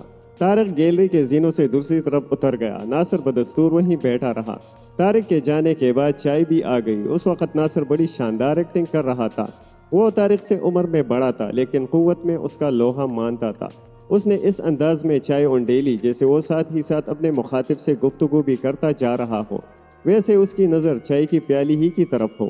پھر اس نے نیچے بیٹھے ہوئے آدمیوں پر ایک اچھٹتی سی نظر ڈالی۔ وہ چاروں ابھی تک ہال میں موجود تھے۔ 20 منٹ گزر گئے لیکن طارق واپس نہیں آیا۔ اس کی واپسی ٹھیک آدھا گھنٹہ بعد ہوئی اور وہ اس طرح ہانپ رہا تھا جیسے اسے بہت دوڑنا پڑا ہو۔ کیا کرائے؟ ناصر نے مسکرا کر پوچھا۔ بس ابھی دیکھ لینا اور اب اٹھو۔ وہ زینے طے کر کے نیچے ہال میں آئے لیکن ان کے انداز سے یہی ظاہر ہو رہا تھا جیسے وہ تعاقب کرنے والوں سے لا علم ہو۔ باہر آ کر طارق نے پھر موٹر سائیکل سنبھالی۔ ناصر کیریئر پر بیٹھ گیا اور موٹر سائیکل چل پڑی۔ تقریباً 15-20 منٹ تک وہ مختلف سڑکوں پر دوڑتی رہی۔ پھر طارق نے ناصر سے کہا، ذرا گھڑی تو دیکھو، کیا وقت ہوا ہے؟ 6:30۔ ناصر نے جواب دیا۔ کار اب بھی ہمارے تعاقب میں ہے۔ آخر اس کا مقصد کیا ہے؟ ناصر نے پوچھا۔ انہیں معلوم ہے کہ آج کل شکار ہو رہا ہے اور ہم یہاں سے سیدھے کیمپ کی طرف جائیں گے۔ ظاہر ہے کہ اس کے لیے ہمیں ایک سنسان سڑک سے گزرنا ہی ہوگا۔ میرے خدا! ناصر گڑگڑا کر بولا۔ تو اس کا مطلب یہ ہے کہ وہ ہمیں مار ڈالنے کی فکر میں ہے؟ یقیناً، طارق نے کہا لگایا، ورنہ ہم دو خوبصورت تتلیاں تو نہیں کہ وہ ہمارے گھروں کا پتہ لگانے کے لیے ہمارا تعاقب کر رہے ہیں۔ اور ہم کیمپ ہی کی طرف جائیں گے؟ ناصر نے سوال کیا۔ یقیناً، ہم وہی جائیں گے اور اسی سڑک سے گزریں گے جس سے روزانہ گزرتے ہیں۔ تب تم پاگل ہو گئے ہو؟ پرواہ نہ کرو، صرف 3 منٹ بعد تم بھی پاگل ہو جاؤ گے۔ یقین نہ آئے تو گھڑی کی طرف دیکھتے رہو اور تمہارے پاگل ہو جانے کی خبر سن کر تیمور پاگل کتوں کی طرح بھونکنے لگے گا۔ ناصر کچھ نہ بولا۔ وہ اب اس فکر میں تھا کہ کسی بہانے فی الحال طارق سے پیچھا چھڑا لے، لیکن ایسے مواقع پر عموماً بہانہ پیدا کرنے کا کوئی پہلو ہی نہیں نکلتا۔ ناصر کا ذہن اسی میں الجھ کر رہ گیا۔ موٹر سائیکل کی رفتار بتدریج تیز ہوتی جا رہی تھی اور اب وہ کیمپ ہی کی طرف جانے والی سڑک پر مڑ چکی تھی۔ ناصر کا دل دھڑکنے لگا۔ اس نے مڑ کر دیکھا، کار بھی اسی سڑک پر مڑی تھی لیکن سڑک کا یہ حصہ سنسان نہیں تھا کیونکہ ابھی شہری آبادی کا سلسلہ ختم نہیں ہوا تھا۔ طارق ہکلایا لیکن اسے اپنی ہکلاہٹ جاری رکھنے کا موقع نہ مل سکا کیونکہ دفعتاً ایک بلند آواز کے دھماکے نے اس کے اعصاب کو ساکت کر دیا۔ چونک پڑنے کی بھی سکت اس میں نہ رہ گئی تھی۔ پھر اس نے یک بیک کئی چیخیں سنی۔ مڑ کر دیکھا تو اسے تھوڑے ہی فاصلے پر آگ کی لپٹ دکھائی دی۔ طارق بے تحاشا ہنس رہا تھا اور موٹر سائیکل بھاگی جا رہی تھی۔ اب یہ کل کے اخبار میں دیکھنا کہ کتنے مرے اور کتنے زخمی ہوئے، طارق نے کہا۔ یہ کیا ہوا؟ ناصر پھر ہکلایا۔ ٹائم بم اسی کار میں؟ ہاں، میں آدھے گھنٹے تک جک نہیں مارتا رہا تھا، مگر تم نے کیا کیا طارق؟ میں شکاری ہوں ناصر، بس اس سے زیادہ اور کچھ کہنے کی ضرورت ہی نہیں، مگر ان شکاروں کی کھال تیمور کے کام نہ آ سکے گی۔ تم نے انہیں مار ڈالا؟ ہاں میرے دوست، طارق نے بڑے اطمینان سے جواب دیا۔ سانپوں کو پن اٹھانے کی مہلت ہی نہ دینی چاہیے، یہی ہمارا سب سے پہلا سبق ہے۔ ناصر سناٹے میں آ گیا، اس کے سارے جسم ٹھنڈا ٹھنڈا پسینہ پھوٹ رہا تھا۔ کیا تم ڈر رہے ہو؟ طارق نے پھر قہقہا لگایا۔ ناصر کچھ نہ بولا۔ اس کا دماغ کھوپڑی سے نکل کر گویا ہوا میں تیرنے لگا تھا۔ اس دھماکے کا اثر اب بھی اس کے اعصاب پر باقی تھا اور پھر طارق کی باتیں بھی اس دھماکے سے کیا کم تھیں۔ آج فیاض کو پھر عمران کی تلاش تھی لیکن وہ اپنے فلیٹ میں نہ ملا۔ بہرحال اس تک پہنچنے کے لیے فیاض کو اچھی خاصی سراغ رسانی کرنی پڑی۔ وہ اس شہر کے ایک گٹیا سے شراب خانے میں ملا لیکن فیاض یہ نہ معلوم کر سکا کہ عمران وہاں کیا کر رہا تھا۔ حقیقت تو یہ تھی کہ اس وقت اسے یہ معلوم کرنے کی ضرورت ہی نہیں محسوس ہوئی تھی کہ عمران وہاں کیوں آیا تھا۔ ہو سکتا ہے کہ کسی دوسرے موقع پر اسے کوچ پڑ گئی ہوتی، لیکن آج تو خود اس کے ہی ذہن میں انتہائی حیرت انگیز واقعات کے تصورات ابل رہے تھے۔ عمران فیاض کو سڑک ہی پر دیکھ کر شراب خانے سے اٹھ گیا، لیکن اس وقت اسے فیاض کی آمد گراں ضرور گزری تھی۔ عمران نے سڑک پر آ کر فیاض کو اشارہ کیا کہ وہ آگے بڑھ جائے، لیکن فیاض اشارہ نہ سمجھ کر اسی کی طرف بڑھتا رہا۔ نتیجہ یہ ہوا کہ عمران دوسری طرف مڑ کر بڑی تیزی سے چلتا ہوا ایک گلی میں گھس گیا۔ بہرحال بات اسی وقت فیاض کی سمجھ میں آئی جب عمران نظروں سے اوجھل ہو گیا۔ اب فیاض بھی آہستہ آہستہ اسی گلی کی طرف جا رہا تھا اور گلی میں داخل ہو کر اس نے اپنی رفتار تیز کر دی، مگر عمران کا کہیں پتہ نہ تھا۔ فیاض گلی سے گزر کر دوسری سڑک پر پہنچ گیا، لیکن اب بھی عمران کہیں نظر نہ آیا۔ فیاض کو تقریباً 1 یا 1.5 منٹ تک وہیں کھڑے رہ کر سوچنا پڑا کہ اب اسے کیا کرنا چاہیے۔ अचानक उसे एक रेस्टोरेंट की खिड़की में इमरान का चेहरा नजर आया। फयाज ने तेजी से सड़क पार की और रेस्टोरेंट में दाखिल हो गया। क्या मुसीबत आ गई है? इमरान जल्लाए हुए लहजे में बोला। उसकी चिल्लाहट का मुजाहिरा भी इंतहाई मसका खेज मालूम हुआ करता था। तुम बैठो तो यकीनन तुम इस मामले में दिलचस्पी लोगे। फयाज ने उसके शाने पर हाथ रखकर कहा। क्या है, जल्दी से बको और कुछ दिनों के लिए मेरा पीछा छोड़ दो। वो लड़की राजिया अब एक नई कहानी सुना रही है, फयाज ने कहा। मगर आखिर तुम इतने उकड़े उकड़े से क्यों हो? फिक्र मत करो, मैं कुल्फी की तरह जमा जमा सा हूँ, तुम्हारी आंखों का कसूर है। इमरान घड़ी की तरफ देखता हुआ बोला। मैं तुम्हें सिर्फ 15 मिनट दे सकता हूँ, तब तुम जहन्नुम में जाओ, मुझे कुछ नहीं कहना। नहीं, तुम्हें बहुत कुछ कहना है। तुम्हें यह बताना है कि इरशाद अपने लड़कों से खाइफ था, और तुम्हें उस तस्वीर के मुतालिक बताना है जो इरशाद के बेटे नौशाद से मुशाबे है। फिर तुम मुझे इंसानी हड्डियों के एक ढांचे के मुतालिक बताओगे। ओह, तो राजिया पहले ही बता चुकी है, फयाज ने मायूसी से कहा। नहीं, उसने मुझे कुछ भी नहीं बताया। तुम और क्या जानते हो? फयाज ने पूछा। जाहिर है मैं इतना ही जानता हूँगा जितना मुझे राजिया ने बताया होगा, इमरान ने खुश्क लहजे में कहा। चल लम्हा खामोश रहा, फिर बोला। लेकिन राजिया को इसका क्या इल्म कि तुमने हड्डियों के इस ढांचे को तहखाने से निकलवा लिया है? अच्छा फिर? फयाज अपने होंठों पर जुबान फेर कर बोला। और हड्डियों के इस ढांचे को देखकर तुम्हें बड़ी मायूसी हुई, क्योंकि वो हड्डियां हरगिज नहीं थी। अलबत्ता तुम इस कारीगरी के दिल से कायल ज़रूर हो। लकड़ी का पंचर बनाकर उसमें सफ़ेद पॉलिश करना इंतहाई आसान काम नहीं है। काफ़ी मेहनत सर्फ हुई होगी। क्यों, क्या ख्याल है? तुम्हें ये सब कुछ कैसे मालूम हुआ? निहायत आसानी से। जिन लोगों ने तहखाने में जाने का रास्ता बनाया था, कतई गलत, उनमें से कोई भी नहीं बता सकता। वो सब मेरे महकमे के आदमी थे, फयाज ने कहा। और तुम्हारे महकमे सब फरिश्ते हैं, उन्हें ना तो शराब से दिलचस्पी हो सकती है और ना ही औरत से। मेरी सेक्रेटरी रोशनी को तुम क्या समझते हो सुपर फयाज? उसने तुम्हारे एक आदमी से सब कुछ मालूम कर लिया है। हा हा हा। फयाज कुछ ना बोला, लेकिन वो इमरान को बराबर घूरे जा रहा था। अब रहा उस तस्वीर का मामला, तो उसके मुतालिक तुम मुझे बताओगे, इमरान ने कहा। फिर घड़ी की तरफ देखकर बोला। सिर्फ 5 मिनट और बाकी हैं, मैं गूंज सा मार दूंगा। फयाज झिंझला गया। मगर 5 मिनट के अंदर ही अंदर, इमरान ने संजीदगी से कहा। फयाज मजीद कुछ कहे बगैर उठ गया। उसे तवक्को थी कि शायद इमरान उसे रोकेगा, लेकिन वो बदस्तूर बैठा रहा। फयाज दरवाजे तक जाकर फिर पलट आया। मैं अब सिर्फ ये कहना चाहता हूँ कि अगर तुमने इस केस में दखल अंदाजी की तो अच्छा ना होगा, फयाज ने कहा। लानत बेचता हूँ तुम्हारे केस वेस पर, इमरान भरोसा मुंह बनाकर बोला। मुझे तैमूर एंड बार्टले की फर्म में नौकरी मिल गई है। फयाज बेसाख्ता चौंक पड़ा। नौकरी मिल गई है? उसने मुताजिबाना दोहराया। और क्या एक ना एक दिन अक्ल आ ही जाती है? महीने में 150 रुपए मिलेंगे, बहुत है। और क्या? फयाज फिर बैठ गया। हाँ, तो मैं ये कह रहा था। फयाज ने ग्रामोफोन के रिकॉर्ड की तरह बोलना शुरू कर दिया। नौशाद को जब ये बताया गया कि वो उसके बाप के किसी चचा की तस्वीर है, तो वो बेतहाशा हंसने लगा। फिर उसने बताया कि हकीकतन उसी की तस्वीर है जो उसने कदीम लिबास में एक मुसव्विर से बनवाई थी। उसने मुसव्विर का नाम और पता बताया और मुसव्विर ने भी इसके बयान की तस्दीक कर दी। तस्वीर कब बनवाई गई थी? इमरान ने पूछा। आज से 10 साल पहले। फिर अब तुम्हारा क्या ख्याल है? इमरान ने पूछा। जाहिर है ऐसे हालात में ये नहीं समझा जा सकता कि इरशाद को कोई हादसा पेश आया है। और कुछ? ये तो बड़ी मोटी सी बात थी, इमरान ने कहा। हालात को मद्देनजर रखकर एक नाख्वानदा कांस्टेबल भी कह सकता है, मगर तुम महकमा सुराग रसानी के सुपरिंटेंडेंट हो। तुम क्या कहना चाहते हो? फयाज ने पूछा। मुझे अलग ही रखो तो बेहतर है, वरना तुम खुद ही कह चुके हो कि अच्छा ना होगा। फयाज कुछ ना बोला। फिर थोड़ी देर बाद कहने लगा। मामला बहुत पेचीदा है। अगर वो पंजर लकड़ी का ना साबित हुआ होता तो कहा जा सकता था कि वो अपने लड़के नौशाद को फंसाना चाहता है। बंडल? क्या मतलब? फयाज उसे घूरने लगा।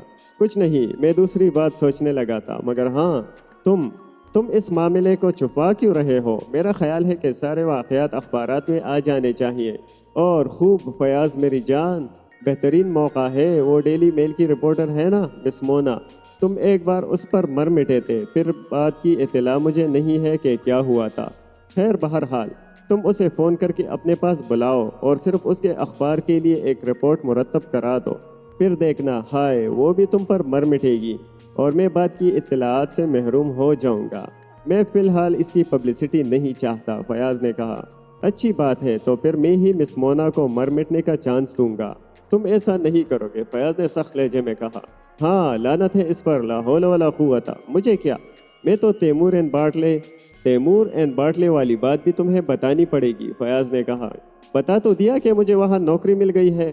خیر پرواہ نہیں، فیاض نے لاپرواہی ظاہر کرنے کی کوشش کرتے ہوئے کہا، میں تمہیں کامیاب نہیں ہونے دوں گا۔ 15 منٹ پورے ہو گئے، عمران اسے گھڑی دکھاتا ہوا بولا، لیکن میں 1 منٹ اور دے کر اتنے وقفے میں ضرور کہوں گا کہ تم ان واقعات کی تشہیر کیے بغیر کامیاب نہیں ہو سکتے، لیکن اس سلسلے میں اس سام کا تذکرہ کرنا نہیں بھولو گے جو راضیہ کے وینٹی بیگ سے برآمد ہوا تھا۔ اور راضیہ تیمور اینڈ باٹلے کے شو روم سے نکل کر سیدھی ارشاد منزل گئی تھی۔ فیاض کچھ سوچنے لگا تھا، آخر اس نے تھوڑی دیر بعد سر ہلا کر کہا، اب میں بھی یہی سوچ رہا ہوں کہ ان واقعات کی پبلسٹی ضرور ہونی چاہیے۔ آخر اس سے ارشاد کا مقصد کیا تھا؟ گڈ، تم بہت اچھے بچے ہو، بس اب جاؤ، لیکن تم راضیہ کے وینٹی بیگ والے سام کے متعلق تیمور سے ضرور پوچھ گچھ کرو گے۔ کیا فائدہ ہوگا؟ بہت فائدہ ہوگا۔ یہ نسخہ درد کمر کے لیے اکسیر ہے۔ پھر اتر آئے بکواس پر، پرواہ نہ کرو۔ ہاں، سب سے زیادہ ضروری بات تو رہی گئی، اخبارات میں ان واقعات کی تفصیل آ جانے کے بعد ہی تم تیمور سے پوچھ گچھ کرو گے، اس سے پہلے نہیں۔ یار عمران، کیوں بور کر رہے ہو؟ آخر اس سے ہوگا کیا؟ ڈیلیوری آسانی سے ہو جائے گی، خدا سمجھے تم سے۔ اور ہاں، تیمور اینڈ باٹلے کے آفس میں مجھ سے ملنے کی کوشش کبھی نہ کرنا، سمجھے؟ بس اب جاؤ، میں ڈیوٹی پر جا رہا ہوں، لنچ کا وقفہ ختم ہونے میں صرف 10 منٹ باقی رہ گئے ہیں۔ فیاض کے اٹھنے سے قبل عمران ہی اٹھ کر باہر نکل گیا۔ ٹائپسٹ لڑکی جولیا اسے بہت غور سے دیکھ رہی تھی۔ وہ کاغذات پر جھکا ہوا برے برے سے منہ بنا رہا تھا اور ایسا معلوم ہو رہا تھا جیسے وہ خود کو اس چھوٹے سے پارٹیشن میں تنہا محسوس کر رہا ہو۔ اس پارٹیشن میں صرف 2 میزیں تھیں، ایک پر ٹائپسٹ لڑکی جولیا بیٹھی تھی اور دوسری میز اسسٹنٹ اکاؤنٹنٹ کی تھی۔ بوڑھا اسسٹنٹ اکاؤنٹنٹ پچھلے 4 دنوں سے 2 ماہ کی رخصت پر تھا، اس کی جگہ نیا اکاؤنٹنٹ آ گیا تھا۔ یہ نیا اکاؤنٹنٹ کافی وجیح، جامع زیب اور نوجوان آدمی تھا۔ پہلے دن جولیا اسے دیکھ کر بہت خوش ہوئی تھی۔ اس نے سوچا تھا کہ کم از کم 2 ماہ تک تو وہ ہر قسم کی بوریتوں سے دور ہی رہے گی۔ پرانا اکاؤنٹنٹ بہت نک چڑھا تھا، جولیا اس بوڑھے کو پسند نہیں کرتی تھی، مگر یہ نیا اکاؤنٹنٹ اس پرانے اکاؤنٹنٹ سے بھی زیادہ بور ثابت ہوا۔ وہ سارا دن سر جھکائے ہنسوں میں غرق رہتا اور اس پارٹیشن میں ٹائپ رائٹر کی کٹ کٹ کے علاوہ اور کوئی آواز نہ سنائی دیتی۔ پرانے اکاؤنٹنٹ کی بکواس جولیا کو گرا گزرتی تھی اور اب نئے اکاؤنٹنٹ کی حد سے بڑی ہوئی خاموشی اسے کھلنے لگی تھی۔ کبھی وہ اسے ذہنی طور پر بہت اونچا آدمی معلوم ہونے لگتا اور کبھی بالکل بدھو۔ وہ اکثر ٹائپ رائٹر پر ہاتھ روک کر اسے غور سے دیکھنے لگتی۔ اس وقت بھی وہ کام بند کر کے ہولے ہولے اپنی انگلیاں دبا رہی تھی اور اس کی نظریں اکاؤنٹنٹ ہی پر تھیں جو کاغذات پر سر جھکائے اونگ رہا تھا۔ اکثر وہ چونک کر اس طرح آنکھیں پاڑنے لگتا جیسے نیند کو بھگانے کی کوشش کر رہا ہو۔ دیکھتے ہی دیکھتے اس نے اپنے گال میں بہت زور سے چٹکی لی اور سی کر کے بسورنے لگا۔ جولیا کو بے ساختہ ہنسی آ گئی۔ اس کا قہقہا سن کر اکاؤنٹنٹ چونک پڑا اور پھر اس کے چہرے سے کچھ اس قسم کی حجابہ میں سراسیمگی ظاہر ہونے لگی جیسے کسی نے سرے بازار اس کے چپت رسید کر دی ہو۔ وہ دیکھیے، وہ ہکلایا، مجھے دراصل نیند آ رہی تھی اور میں نیند کو بھگانے کے لیے یہی کرتا ہوں۔ میرا تو خیال تھا کہ آپ کو کبھی نیند ہی نہ آتی ہوگی، جولیا نے کہا۔ کیوں؟ واہ، آتی کیوں نہیں؟ لیکن خواب میں آپ کو ہنسے ہی نظر آتے ہوں گے۔ جی ہاں، اور آج کل ٹائپ رائٹر کی کٹ کٹ بھی سنائی دیتی ہے، اکاؤنٹنٹ نے گلوگیر آواز میں کہا۔ آپ اس سے پہلے کہاں کام کرتے تھے؟ اس سے پہلے میں کسی کا کام نہیں کیا تھا۔ آپ کے دوستوں بکثرت ہوں گے، جولیا خواہ مخواہ اسے باتوں میں الجھانا چاہتی تھی۔ نہیں، ایک بھی نہیں ہے، اکاؤنٹنٹ نے بڑی معصومیت سے کہا۔ بات یہ ہے مس جولیا، اس نے تصحیح کی۔ I am sorry miss Julia, بات یہ ہے کہ مجھے دوستی کرتے ہوئے بڑے شرم آتی ہے۔ شرم؟ میں آپ کا مطلب نہیں سمجھی۔ شرم دراصل اسے کہتے ہیں جو آ جاتی ہے، یعنی کہ شرم۔ آپ شرم نہیں سمجھتی؟ میں نے شرم کی وجہ پوچھی تھی، بہت سی وجوہات ہو سکتی ہیں۔ جی ہاں، اکاؤنٹنٹ کے چہرے پر اس وقت نہ جانے کہاں کی حماقت پھٹ پڑی تھی۔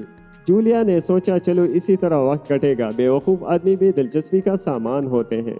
آپ کے کتنے بچے ہیں؟ جولیا نے پوچھا۔ مجھے ملا کر 7۔ آپ کو ملا کر کیوں؟ جی ہاں، اگر آپ نہ ملانا چاہے تب بھی کوئی مذائقہ نہیں، پھر بھی 6 باقی بچتے ہیں۔ بات یہ ہے مس مولیا، ارے شاید میں غلط نام لے رہا ہوں۔ خیر، جو کچھ بھی آپ کا نام ہو، مطلب یہ ہے کہ ہاں، تو میں ابھی کیا کہہ رہا تھا؟ مجھے حیرت ہے کہ آپ دوستوں کے بغیر کیسے زندہ ہیں۔ میں زندہ کب ہوں؟ اکاؤنٹنٹ نے مایوسی سے کہا۔ یقیناً آپ کے دل پر کوئی گہری چوٹ لگی ہے، جولیا نے تشویش ظاہر کی۔ اوہو، جی ہاں، آپ کو کیسے معلوم ہوا؟ کمال ہے، کیا آپ کو علم غیب ہے؟ جی ہاں، پچھلے سال لگی تھی، بڑی پریشانی اٹھی، 3-4 بار ایکس رے لیا گیا، لیکن مختلف ڈاکٹر کسی ایک بات پر متفق نہ ہو سکے۔ آخر بڑی کاوشوں کے بعد معلوم ہوا کہ گھٹنے کی ہڈی اپنی جگہ سے کھسک گئی ہے۔ اردو میں ایک مثل ہے مس جولیا کہ مارو گھٹنا پھوٹے آنکھ، مگر یہ مثل غلط ثابت ہو گئی۔ اب میں ماروں آنکھ پھوٹے گھٹنے کا قائل ہو گیا ہوں۔ میں کچھ بھی نہیں سمجھ سکی، جولیا بولی۔ یعنی آپ کا 1/4 بھی نہیں سمجھی؟ معاف کیجئے گا، میرا مطلب یہ تھا آپ کچھ بھی نہیں سمجھی۔ آپ ہر وقت ہنسوں سے کھیلتے رہتے ہیں، جولیا مسکرائی۔ یہ میری بد نصیبی ہے مس، کیا نام ہے؟ جولیا، مس جولیا۔ میں اپنی عادت سے مجبور ہوں۔ مجھے ارتھمیٹک سے عشق ہے، لیکن مجھے ارتھمیٹک سے بڑی نفرت ہے، جولیا نے کہا۔ اپنا اپنا مقدر ہے، کم از کم آپ کی شادی تو ہو جائے گی۔ کیوں، شادی اور ارتھمیٹک سے کیا تعلق؟ بہت گہرا تعلق ہے مس جولیا، اکاؤنٹنٹ نے ایک طویل سانس لی۔ میں نہیں سمجھ سکتی، ہر ایک نہیں سمجھ سکتا مس جولیا، اب سمجھائیے بھی تو۔ میرے لیے یہ بالکل نئی بات ہوگی اور میں اپنی معلومات میں اس اضافے کے لیے ہمیشہ آپ کی احسان مند رہوں گی۔ اچھا تو سمجھنے کی کوشش کیجیے۔ انگریزی میں بیوی کو نصف بہتر کہتے ہیں، یعنی 1/2 بہتر۔ یہی بات میں نے اپنی ہونے والی بیوی کے باپ سے کہہ دی تھی، وہ پتہ نہیں کیوں بگڑ گئے۔ میں نے کہا آپ اپنی بیوی کے نصف بدتر ہیں، یعنی 1/2۔ غالباً آپ سمجھ گئی ہوں گی مس جولیا، یہ شادی نہ ہو سکی اور شاید کبھی نہ ہو سکے گی۔ اکاؤنٹنٹ کی آنکھوں سے آنسو بہنے لگے۔ جولیا کچھ نہ بولی، اس کی سمجھ میں نہیں آ رہا تھا کہ وہ ہمدردی کے کچھ الفاظ کہے یا بے تحاشا ہنسنا شروع کر دے۔ ادھر اکاؤنٹنٹ انگلیوں سے میز پر طبلہ بجانے لگا، لیکن آنسو بدستور بہتے رہے۔ ایسا معلوم ہو رہا تھا جیسے اسے ان آنسوؤں کا علم ہی نہ ہو۔ پیارے دوستو، اگر آپ ہمارے چینل پر نئے ہیں تو ہمارے چینل کو لازمی سبسکرائب کریں اور اپنے پیاروں کے ساتھ ہماری ویڈیوز اور ہمارے چینل کو ضرور شیئر کریں اور گھنٹی کے نشان کو دبانا نہ بھولیں تاکہ آپ کو ہماری تازہ ترین ویڈیوز کی اپڈیٹس ملتی رہیں، اور کمنٹ اور لائک کرنا نہ بھولیے گا۔ طارق تیمور کے آفس میں داخل ہوا۔ تیمور وہاں تنہا ہی تھا۔ طارق کو بے دھڑک اندر گھستے دیکھ کر اس کے چہرے پر تفکر اور تردد کے آثار نظر آنے لگے۔ کیوں، تم اجازت حاصل کیے بغیر یہاں کیوں آئے؟ تیمور اسے گور کر بولا۔ او معاف کیجیے گا جناب، طارق نے مسکرا کر کہا۔ میں سمجھا تھا شاید اب اس کی ضرورت باقی نہ رہی ہوگی۔ بیٹھ جاؤ، تیمور نے کرسی کی طرف اشارہ کیا۔ طارق بیٹھ گیا۔ تیمور چند لمحہ اسے گورتا رہا، پھر بولا، تم مجھے بلیک میل نہیں کر سکتے، سمجھے؟ جی ہاں، میں سمجھ گیا، بلیک میل کرنا چھچورے آدمیوں کا کام ہے۔ آپ نے غالباً ان لوگوں کا انجام سن لیا ہوگا جو پچھلی شام میرا تعاقب کر رہے تھے۔ بلیک میلر عموماً بزدل ہوتے ہیں، دھمکی کا نام بلیک میلنگ ہے، اور دھمکی وہی دیتا ہے جو کمزور ہو۔ میں کمزور نہیں ہوں مسٹر تیمور، میں چھین کر کھانے کا عادی ہوں۔ ابھی بچے ہو، بچپن کے ہوائی قلعوں کی کوئی اہمیت نہیں ہوتی، تو آپ اس پر رضامند نہیں ہے؟ نہیں۔ تیمور میز کی دراز کھول کر اس میں سے کچھ تلاش کرتا ہوا بولا، اب فرم کو تمہاری خدمات درکار نہیں، یہ لو، یہ رہا نوٹس۔ طارق نے اس کاغذ کی طرف دیکھنے کی زحمت بھی گوارا نہیں کی جو تیمور نے میز کی دراز سے نکال کر اس کے سامنے رکھ دیا تھا۔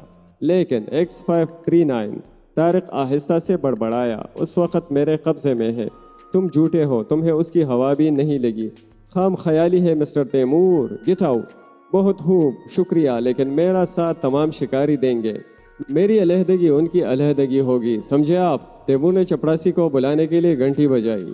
میں جا رہا ہوں مسٹر تیمور، اس کی ضرورت نہیں پیش آئے گی، لیکن آج شام تک آپ اپنے خسارے سے واقف ہو جائیں گے۔ طارق باہر نکل آیا، کلرکوں نے اسے دیکھ کر سر ہلایا اور وہ ان سب کو چھیڑتا اور ان پر آوازیں کستا ہوا آگے بڑھ گیا۔ پھر وہ اس پارٹیشن کے سامنے رکا جہاں ٹائپسٹ گرل جولیا اور اسسٹنٹ اکاؤنٹ بیٹھے تھے۔ ہیلو طارق، جولیا اسے دیکھ کر چہکاری۔ How do you do Julie? Okay old boy, come in come in. Tariq partition میں داخل ہو کر دروازے کے قریب ہی ٹھٹک گیا۔ آپ کی تعریف؟ اس نے نئے اکاؤنٹنٹ کی طرف اشارہ کر کے پوچھا۔ ہمارے نئے اسسٹنٹ اکاؤنٹنٹ، جولیا نے جواب دیا۔ نئے اکاؤنٹنٹ کا چہرہ شرم سے سرخ ہو گیا اور وہ نظریں جھکا کر انگلی سے میز کھٹکھٹانے لگا۔ جولیا نے اشارے سے طارق کو بتایا کہ وہ بالکل بدھو ہے۔ کہو دوست، کیا نام ہے تمہارا؟ طارق نے اس کے سر پر ہاتھ پھیر کر کہا اور جولیا منہ دبا کر ہنسنے لگی۔ اکاؤنٹنٹ اس کا ہاتھ جھٹک کر اور زیادہ شرما گیا۔ جولیا بے تحاشا ہنسنے لگی، لیکن طارق اسے سنجیدگی سے گھورتا رہا۔ ایسا معلوم ہو رہا تھا جیسے وہ کوئی بہت ہی اہم بات سوچنے لگا ہو۔ یہ بہت ضروری ہے، اس نے آہستہ سے کہا، کہ یہاں بیٹھنے والا ہر اکاؤنٹنٹ میرے گہرے دوستوں میں سے ہو۔ اکاؤنٹنٹ حیرت سے اس کی طرف دیکھنے لگا۔ तारिक कुर्सी खींचकर बैठने ही वाला था कि दो पठान चौकीदार केबिन में दाखिल हुए। ऑफिस से निकल जाओ, एक ने आगे बढ़कर तारिक का बाजू पकड़ते हुए कहा। तारिक की खूनख्वार आंखें उसकी तरफ उठी और वो उसका बाजू छोड़कर अलग हट गया। जाओ, वो दरवाजे के तरफ हाथ उठाकर चीखा। तैमूर से कह देना कि ये बदतमीजी उसे बहुत महंगी पड़ेगी। और फिर वो उन दोनों को एक तरफ धकेलता हुआ बाहर निकल गया। अकाउंटेंट और जूलिया हैरत से आंखें पाड़े दम बखुद बैठे रहे। दोनों पठान भी होंठों ही होंठों में कुछ बड़बड़ाते हुए बाहर जा चुके थे। फिर अकाउंटेंट उठकर बाहर झांकने लगा। पूरे ऑफिस में मक्खियों की सी बिनबिनाहट गूंज रही थी। वो जूलिया की तरफ मुड़ा जो अपने खुश्क होंठों पर जुबान फेर रही थी। ये कौन सा हफ्ते? अकाउंटेंट ने जूलिया से पूछा। तारिक एक शिकारी है, बहुत गुस्से में मालूम होते थे। हाँ, वो बहुत तीखे मिजाज वाला और इंतहाई खतरनाक आदमी है। खतरनाक? अरे बाप रे! अकाउंटेंट अहमकाना अंदाज में पलके झपकाने लगा।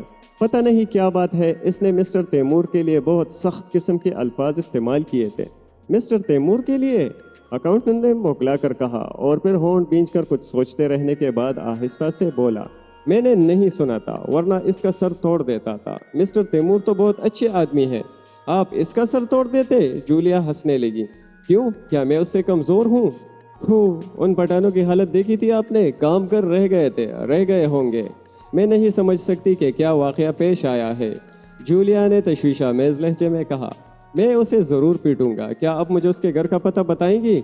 जूलिया फिर हंसने लगी। दफतन अकाउंटेंट बिगड़ गया। आप मेरा मजाक उड़ा रही हैं। जूलिया की इस बात का जवाब दिए बगैर पार्टीशन से निकल गई। शायद वो इस वाक़े की वजह मालूम करने चाहती थी। अकाउंटेंट भी पर्दा हटाकर दरवाजे में खड़ा हो गया।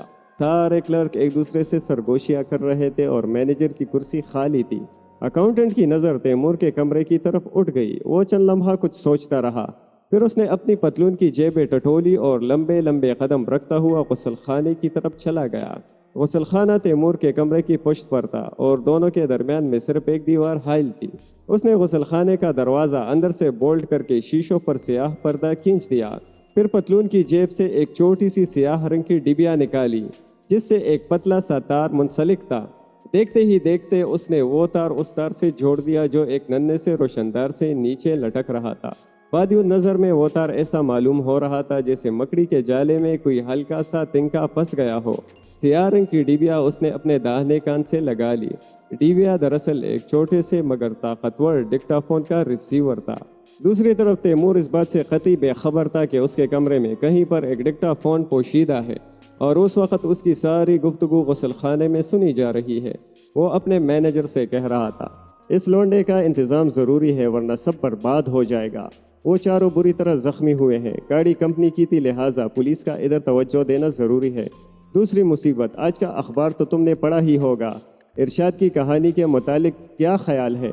वो मेरी समझ में तो नहीं आई, मैनेजर बोला। इस बात पर बहुत ज़्यादा जोर दिया गया है कि वो लड़की जिसने वैनिटी बैग से साम बरामद हुआ था हमारे शोरूम से निकलकर सीधी इरशाद मंजिल गई थी। इसका ये मतलब हुआ कि पुलिस इस मामले में भी हमें घेरने की कोशिश करेगी। इस तरह दो मुख्तलिफ मामलात में हमें पुलिस से दो चार होना पड़ेगा। खैर बहरहाल, लेकिन ये तो देखो कि तारिक क्या कर रहा है। मेरा दावा है कि उसके वैनिटी बैंक में उसी ने सांप रखा होगा। ऐसे हालात पैदा करके वो मुझे ब्लैकमेल करना चाहता है।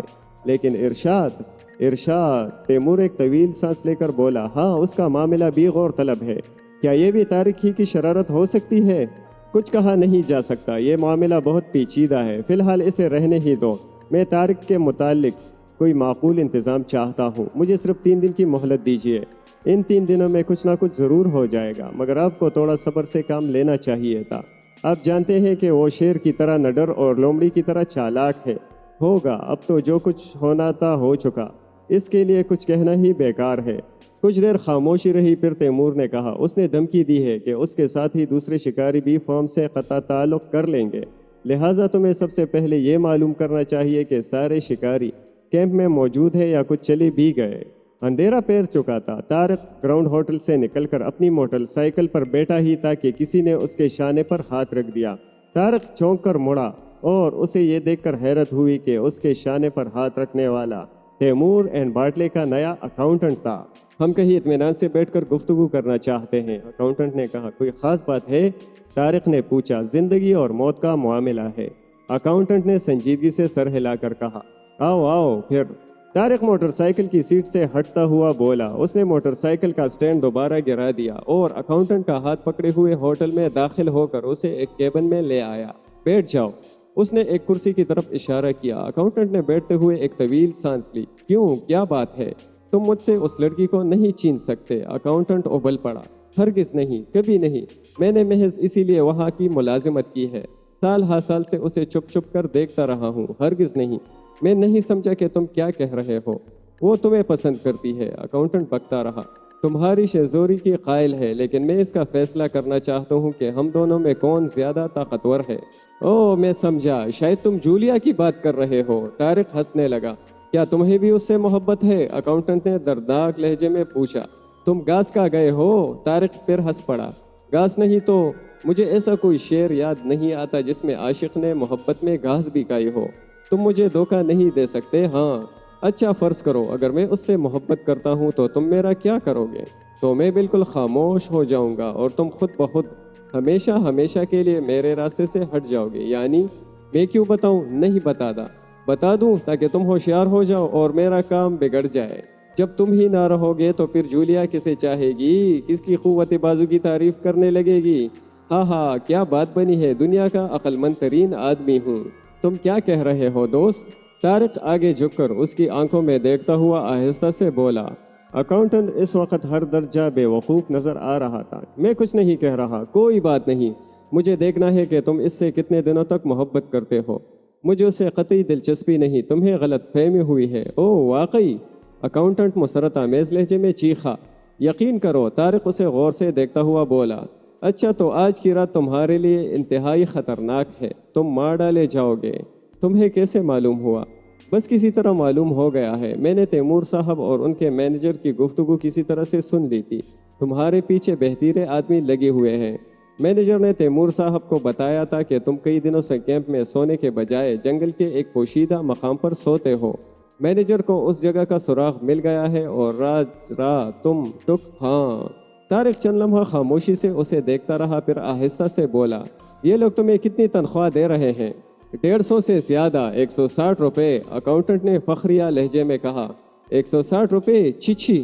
طارق نے افسوس ظاہر کیا، پھر آہستہ سے بولا۔ بھلا اتنی حقیر سی رقم جولیا کی محبت کا بار کیسے سنبھال سکے گی؟ وہ اپنی محبت کا بار سنبھال لے گی، میں اپنی محبت کا بار سنبھالوں گا؟ اسے بھی تو معقول تنخواہ ملتی ہے، اکاؤنٹنٹ نے سنجیدگی سے کہا۔ تم بدھو ہو، طارق معنی خیز انداز میں مسکرایا، لیکن میں تمہارا بہت گہرا دوست ہوں۔ لو فی الحال یہ 200 روپے رکھو، کل شام جولیا کو کسی شاندار تفریح گاہ میں لے جانا۔ نہیں، میں نہیں رکھتا۔ کیا تم مجھے بھکاری سمجھتے ہو؟ اکاؤنٹنٹ برا مان گیا۔ نہیں، یہ بات نہیں ہے، یہ دراصل اس اطلاع کی قیمت ہے جو تم نے مجھے اس وقت دی ہے، اور آئندہ بھی تمہارے لیے اچھی آمدنی کے امکانات موجود ہیں۔ یعنی تم چاہتے ہو کہ میں ہمیشہ تمہارے لیے ان لوگوں کی کوچ میں رہا کروں، تو اس میں تمہارا ہی نقصان کیا ہے؟ نقصان تو کچھ بھی نہیں، لیکن اگر انہیں معلوم ہو گیا تو زیادہ سے زیادہ یہی ہوگا کہ تم وہاں سے نکال دیے جاؤ گے۔ اس صورت میں جب تک تمہیں دوسری نوکری نہ ملے، مجھ سے ہر ماہ 200 روپے لیتے رہنا۔ چلو منظور ہے، لیکن میں یہ سب محض جولیا کے لیے کر رہا ہوں۔ اگر تمہارا ارادہ دھوکہ دینے کا ہو تو میں ان رپورٹوں پر لعنت بیچتا ہوں۔ نہیں دوست، تم مطمئن رہو۔ ویسے تمہارا نام کیا ہے؟ میرا نام عبد المنان ہے۔ ہاں، اچھا دوست عبد المنان، اس اطلاع کا بہت بہت شکریہ، پھر ملیں گے۔ طارق اسے وہیں چھوڑ کر باہر نکل گیا۔ جنگل کی اجاڑ رات کائنات کی رگوپے میں سرایت کر گئی تھی۔ شاید 1 بجے کا وقت تھا۔ تاریکی کچھ اور زیادہ گہری ہو گئی تھی۔ مطلع ابر آلود تھا، ورنہ تاروں کی چاؤ میں دیو پیکر اور فلک آسا درخت اتنے محیب نہ معلوم ہوتے۔ خطرے کی اطلاع مل جانے کے باوجود بھی وہی تھا جہاں اس نے پچھلی راتیں گزاری تھی۔ یہاں کی زمین مسطح تھی جس کے چاروں طرف گھنی جھاڑیاں تھی۔ ایک جگہ پیال کا ڈھیر تھا اور اس پر ایک کمبل بچھا ہوا تھا، یہی اس کا بستر تھا۔ آج یہاں طارق نے آگ بھی روشن کی تھی اور وہ اپنے بستر پر ہی موجود تھا، لیکن سویا نہیں تھا۔ اچانک اس نے ہلکی سی سرسراہٹ سنی، چونک کر اٹھا، چند لمحے آواز کی طرف کان لگائے رہا۔ سرسراہٹ پھر سنائی دی۔ وہ آہستگی سے بستر سے جھاڑیوں میں سرک گیا۔ دوسرے ہی لمحے میں 2 آدمی اپنے ہاتھوں میں بڑے بڑے کلہاڑے پکڑے ہوئے جھاڑیوں سے کھلی جگہ میں نکل آئے۔ طارق کا بستر خالی تھا، ایک طرف الاؤ جل رہا تھا اور اتنی روشنی تھی کہ قرب و جوار کی چیزیں بآسانی نظر آ سکتی تھیں۔ الاؤ کی سرخ روشنی میں ان دونوں کے چہرے حد درجہ بھیانک معلوم ہو رہے تھے۔ اچانک کسی نے پیچھے سے ان دونوں پر حملہ کر دیا، ان کے ہاتھوں سے کلہاڑے چھوٹ گئے اور وہ دونوں اچھل کر بھاگے۔ دیکھنا، طارق کی آواز اندھیرے میں گونجی، یہ زندہ نہ جانے پائے۔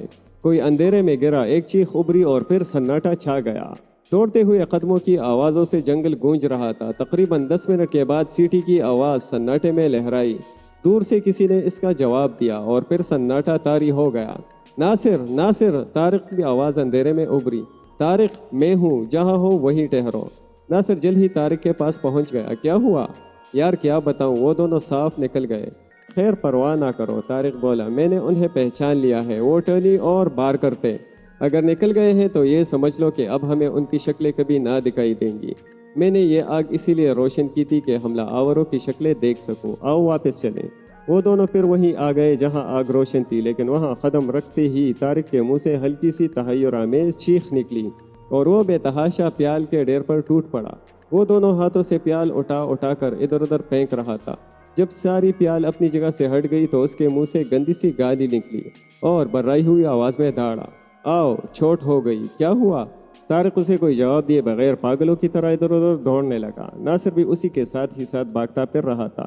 پھر وہ دونوں شکاریوں کے کیمپ تک آئے جو ان کی کمین گاہ سے تقریباً 1 میل کے فاصلے پر تھا۔ یہاں 3 خیمے استادہ تھے، لیکن ان پر خاموشی مسلط تھی۔ ان میں سے کسی میں بھی بیداری کے آثار نہیں پائے جاتے تھے۔ آخر تم کیا تلاش کر رہے ہو؟ ناصر نے پوچھا۔ او X539، میری ساری محنت برباد ہو گئی، طارق ہامتا ہوا بولا، پھر چند لمحے خاموش رہنے کے بعد کہا، اچھا خیر، دیکھا جائے گا، میں دیکھوں گا کہ تیمور کتنا چالاک ہے۔ عمران ٹھیک 3 بجے رات کو فلیٹ میں داخل ہوا۔ فلیٹ کا دروازہ اندر سے بند نہیں تھا، کمرے میں روشنی تھی اور محکمہ سراغ رسانی کا سپرنٹینڈنٹ کیپٹن فیاض ایک آرام کرسی میں پڑا سو رہا تھا۔ عمران نے لکڑی کی وہ چھوٹی سی پیٹی میز پر رکھ دی جسے وہ اپنا ساتھ لایا تھا۔ وہ تھوڑی دیر تک کھڑا فیاض کو گورتا رہا، پھر آگے بڑھ کر اسے جھنجھوڑنے لگا۔ فیاض بیدار ہوتے ہی اچھل کر کھڑا ہو گیا۔ او فیاض صاحب، یہ کوئی سرائے ہے یا بٹیار خانہ؟ تم اتنی رات گئے یہاں کیا کر رہے ہو؟ تشریف رکھیے عبد المنان صاحب، فیاض نے بڑے تلخ لہجے میں کہا۔ میں اپنا فرض ادا کرنے پر مجبور ہوں۔ فیاض نے جیب سے ہتھکڑیوں کا جوڑا نکال کر میز پر ڈال دیا۔ کیا مطلب؟ مطلب بعد میں پوچھنا، دوستی اپنی جگہ پر ہے لیکن میں اپنا فرض ادا کر کے رہوں گا۔ فیاض کا لہجہ حد سے زیادہ خشک تھا۔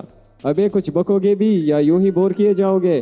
تمہارا وارنٹ ہے، عبد المنان کا وارنٹ، جو تیمور اینڈ باٹلے کے یہاں اسسٹنٹ اکاؤنٹنٹ ہے۔ اس کے خلاف 5000 کے غبن کا الزام ہے۔ تیمور اینڈ باٹلے کے مینیجر نے عبد المنان کی تصویر بھی دی ہے۔ فیاض نے وارنٹ نکال کر عمران کے سامنے رکھ دیا، اس پر عمران کا فوٹو بھی چسپا تھا۔ او، میں سمجھا، تو شاید انہیں میری اصلیت معلوم ہو گئی ہے۔ عمران آہستہ سے بڑبڑایا۔ تم مجھے الو نہیں بنا سکتے، فیاض گرج کر بولا۔ بڑے شرم کی بات ہے، یہی تو میں کہتا تھا کہ آخر تمہارا خرچ کہاں سے چلتا ہے؟ کیا بچاؤ کی کوئی صورت نہیں؟ عمران نے بے بسی سے کہا۔ ہرگز نہیں، میں بالکل مجبور ہوں۔ فرض ادا کرنے سے پہلے تمہیں میرا قرض ادا کرنا چاہیے۔ میں بے تکی باتیں سننے کے موڈ میں نہیں ہوں۔ میرا خیال ہے کہ تم چپ چاپ میرے ساتھ چلو ورنہ بات بڑھ جائے گی۔ تیمور کہہ رہا تھا کہ وہ اخبارات میں تمہارا فوٹو شائع کرائے گا۔ واہ یار، اس سے بڑھ کر کیا بات ہو سکتی ہے؟ لوگ دیکھیں گے اور کہیں کہ یہ شخص صورت سے تو عبد المنان نہیں معلوم ہوتا۔ ویسے فیاض صاحب، میں نے اپنا کھیل اسی وقت ختم کر دیا ہے اور اب تمہاری آنکھیں کھولنے جا رہا ہوں۔ شہر میں پتہ نہیں کیا کیا ہوا کرتا ہے اور تمہارے محکمے کے کانوں پر چوں تک نہیں رینگتی۔ عمران نے میز سے لکڑی کی وہ پیٹی اٹھائی جسے وہ اپنے ساتھ لایا تھا۔ یہ 1 فٹ لمبی اور تقریباً 9 انچ چوڑی تھی، اونچائی زیادہ سے زیادہ 6 انچ رہی ہوگی۔ یہ پیٹی، اس نے کہا، ٹوکیو سے بذریعہ ہوائی ڈاک آئی ہے۔ اس پر تیمور اینڈ باٹلے کا پتہ تحریر ہے اور یہ نمبر، پتہ نہیں یہ اس چیز کا نمبر ہے یا یہ پیٹی شمار میں اس نمبر کی ہے، X539۔ اب میں اسے کھولنے جا رہا ہوں، ہو سکتا ہے کہ وہ غبن کیے ہوئے روپے اسی میں سے برآمد ہو جائیں۔ اس نے جیب سے قلم تراش چاقو نکال کر پیٹی کی کیلیں نکالنی شروع کر دی۔ فیاض کچھ نہ بولا، وہ خاموشی سے اسے دیکھ رہا تھا۔ بار بار ایسے مواقع اسے نصیب ہوئے تھے جب وہ عمران پر چڑھ دوڑا تھا، لیکن بعد میں اسے خفت اٹھانی پڑی تھی۔ عمران خلاف عادت اس وقت بہت زیادہ سنجیدہ تھا۔ اس نے ساری کیلیں نکال ڈالی اور پھر 2 عدد خوفناک قسم کی پھنکاروں کے ساتھ ڈکن خود بخود اوپر اٹھتا چلا گیا۔ ارے باپ رے! عمران اچل کر پیچھے ہٹ گیا اور فیاض نے میز پر چھلانگ لگائی۔ پیٹی میں سیاہ رنگ کے 2 سام پن اٹھائے کھڑے تھے۔ خدا کی قسم عمران، فیاض ہامتا ہوا بولا، تم دیکھنا اپنا حشر۔ فیاض پیارے چوٹ ہو گئی، خدا کی قسم اسے جان پر کھیل کر لایا، کلہاڑوں اور خوفناک آدمیوں کے نرغے سے نکال لایا۔ ارے توبہ توبہ کے بچے، ہتکڑیاں لگاؤں گا، تم سمجھتے ہو شاید میں مذاق کر رہا ہوں، مگر توبہ کا بچہ پہلے ہی باہر نکل چکا تھا۔ فیاض میں سے چھلانگ لگا کر اس کی طرف جھپٹا، لیکن عمران کو پا لینا آسان کام تو نہیں تھا۔ دوسری صبح کے اخبارات میں عمران کا فوٹو شائع ہوا تھا۔ اس کی حیثیت اشتہاری کی سی تھی۔ تیمور اینڈ باٹلے کی طرف سے مبلغ 5,000 روپے کے انعام کا اعلان ان لوگوں کے لیے کیا گیا تھا جو اس کا پتہ نشان بتا سکے۔ نام عبد المنان ہی تھا۔ عمران نے اس اشتہار کو دیکھا اور خود کو سچ مچ عبد المنان محسوس کرنے لگا۔ پچھلی رات وہ شروع ہی سے طارق کے پیچھے لگا رہا تھا۔ طارق سب سے پہلے شکاریوں کے کیمپ میں گیا تھا، پھر ناصر کو ساتھ لے کر ٹہلتا ہوا اس مقام پر پہنچا جہاں وہ شب بسری کیا کرتا تھا۔ وہاں پہنچ کر ایک بار اس نے ناصر سے بھی پیچھا چھڑایا، اسے شکاریوں کے کیمپ کی طرف کس کام سے بھیج دیا۔ پھر عمران نے اسے ایک طرف جاتے دیکھا تھا۔ عمران صرف طارق کی نقل و حرکت کی نگرانی کر رہا تھا، لہٰذا وہ بھی اس کے پیچھے چل پڑا تھا۔ بہرحال ایک جگہ رک کر طارق نے کانٹے دار جاڑیوں کے جنڈ سے وہ پیٹی نکال لی تھی جسے عمران نے نہ جانے کیا سمجھ کر بڑے جوش و خروش کے ساتھ فیاض کے سامنے کھولنے کی کوشش کی تھی، اور نتیجے کے طور پر اس میں سے 2 عدد سام برآمد ہوئے تھے۔ طارق نے اس پیٹی کو لا کر پیال کے ڈیر کے نیچے چھپا دیا تھا اور خود اسی پر کمبل ڈال کر لیٹ گیا تھا۔ پھر جس وقت طارق پر حملہ ہوا، عمران اس پیٹی کو پیال کے ڈیر کے نیچے سے نکال کر چپ چاپ کھسک گیا۔ طارق اور تیمور کی لڑائی کی وجہ اس کی سمجھ میں نہیں آئی تھی، لیکن ان سانپوں نے اسے بہت کچھ سمجھا دیا تھا۔ اسے یقین تھا کہ وہ پیٹی کسی نہ کسی طرح تیمور ہی کے پاس سے طارق تک پہنچی ہوگی، ورنہ اس میں زندہ سانپوں کی موجودگی سمجھ میں نہیں آ سکتی۔ اور پھر طارق نے اس پیٹی کو بہت احتیاط سے ایک جگہ چھپا رکھا تھا۔ پھر شاید اسے اپنے بستر کے نیچے منتقل کرنے ہی کے لیے اس نے ناصر کو بھی ٹال دیا تھا۔ اس پیٹی کا راز عمران اس کے متعلق گھنٹوں غور کرتا رہا۔ وہ اس وقت شہر کے ایک غیر معروف سے ہوٹل کے ایک کمرے میں مقیم تھا۔ تھوڑی سی تبدیلی اپنی حیت میں بھی کر لی تھی۔ سر کے بالوں کے الٹنے کا انداز بدل دیا تھا اور سوٹ اتار کر صرف پتلون اور جیکٹ پر اکتفا کی تھی۔ آنکھوں پر تاریک شیشوں کی اینک تھی، مصنوعی مونچھیں بھی استعمال کرنی پڑی تھی، حالانکہ اسے اس بہروپے پن سے سخت نفرت تھی۔ لیکن اس وقت وہ کرتا بھی کیا؟ وہ جانتا تھا کہ فیاض نے سب کچھ محض اس لیے کیا ہے کہ وہ اسے سارے حالات سے باخبر رکھے، لیکن یہ بھی ہو سکتا تھا کہ وہ اپنی دھمکی کو عملی جامہ بھی پہنا دیتا، کیونکہ فی الحال عمران کے خلاف اس کے پاس کافی مواد موجود تھا۔ اور پھر تو بات کی بات ہوتی کہ اصلیت کیا تھی۔ عمران ٹھیک 8 بجے رات کو ہوٹل سے نکل کر دولت پور جانے والی بس پر بیٹھ گیا۔ اسی بس کے ذریعے وہ 10 میل کا راستہ طے کر کے شکاریوں کے کیمپ تک پہنچ سکتا تھا۔ جب تک بس شہر سے باہر نہیں نکل آئی وہ بہت زیادہ محتاط رہا۔ وہ جانتا تھا کہ اس کی تلاش میں سرکاری اور غیر سرکاری دونوں ہی کی طرح لوگ ہوں گے۔ 10 میل کی مسافت طے کرنے کے بعد وہ بس سے اتر گیا۔ اب اسے گھنے جنگلوں میں تقریباً 1.5 میل پیدل چلنا تھا۔ کیمپ میں پہنچ کر وہ بے دھڑک ایک خیمے میں گھس گیا۔ یہاں 4 آدمی اپنے بستروں پر پڑے گپے مار رہے تھے۔ عمران کو دیکھ کر وہ اٹھ بیٹھے۔ ناصر بھائی کہاں ہے؟ عمران نے انتہائی برخوردارانہ انداز میں پوچھا۔ برابر والے ٹینٹ میں، ایک نے جواب دیا، لیکن وہ عمران کو شعبے کی نظر سے دیکھ رہا تھا۔ اس وقت عمران کی آنکھوں پر تاریک شیشوں والی اینک نہیں تھی۔ عمران الٹے پاؤں اسی خیمے سے نکل کر برابر والے خیمے میں داخل ہو گیا۔ ناصر یہاں موجود تھا، اس کے علاوہ آدمی اور بھی تھے۔ ناصر بھائی، عمران نے اسے مخاطب کیا اور ناصر اچل کر کھڑا ہو گیا۔ تم کون ہو؟ میں الو ہوں، عمران نے بڑی سادگی سے جواب دیا۔ کیا مطلب؟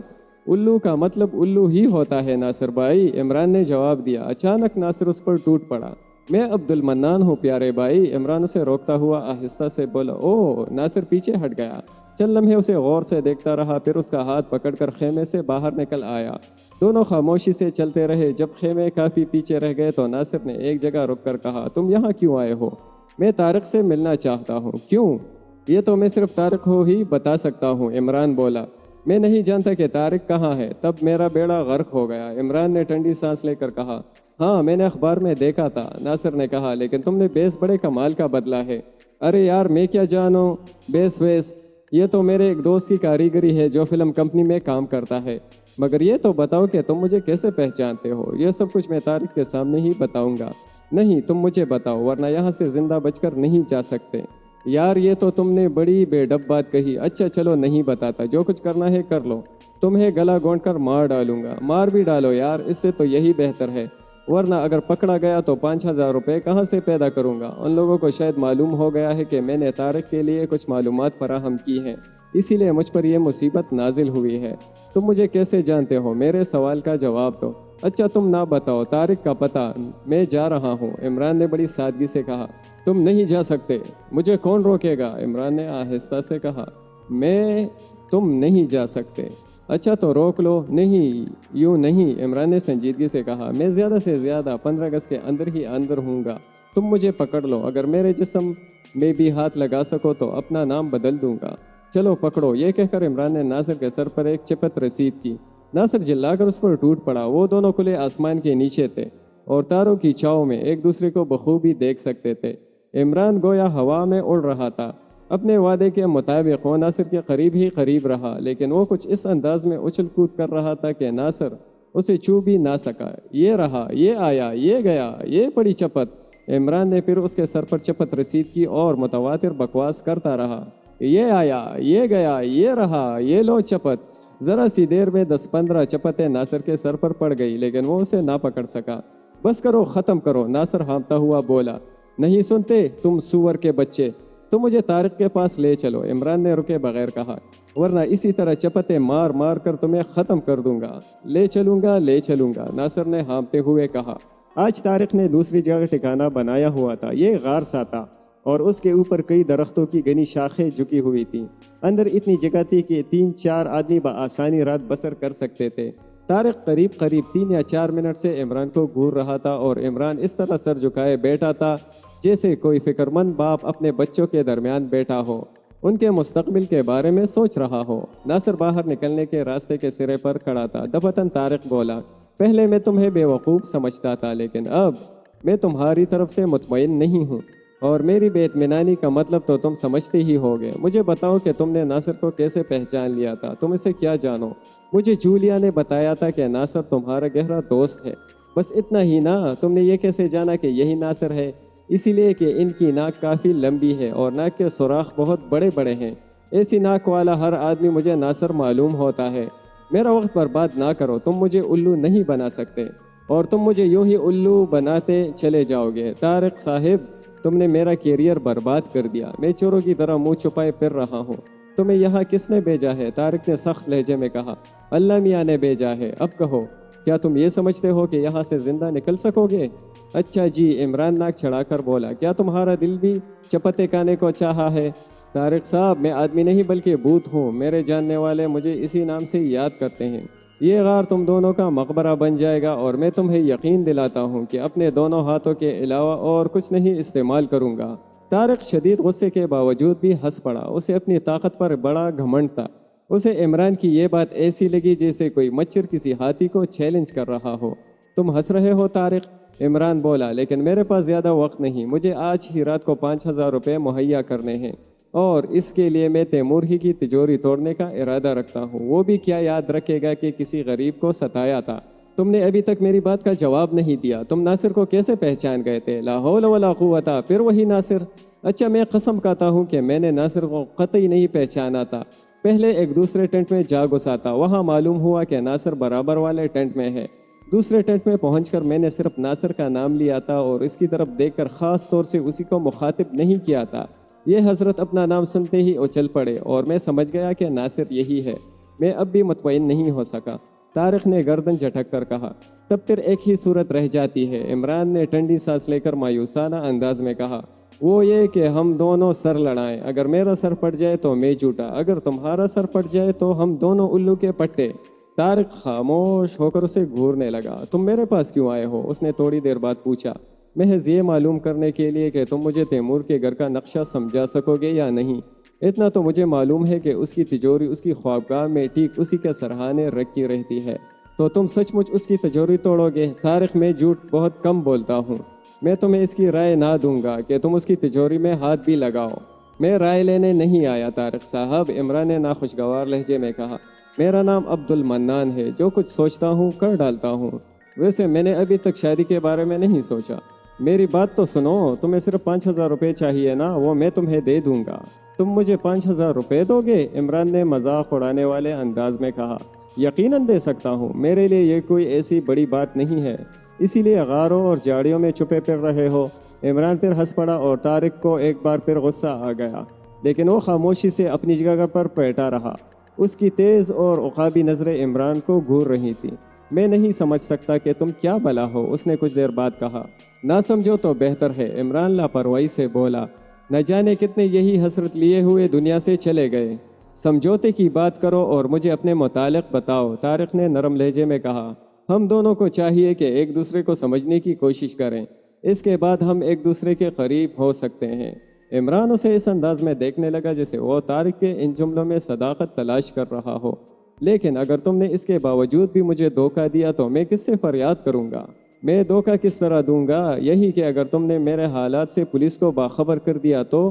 طارق ہنسنے لگا، پھر بولا، بھلا مجھے پولیس سے کیا سروکار؟ میرا اپنا پیشہ بھی قانون کی عزت نہیں کرتا۔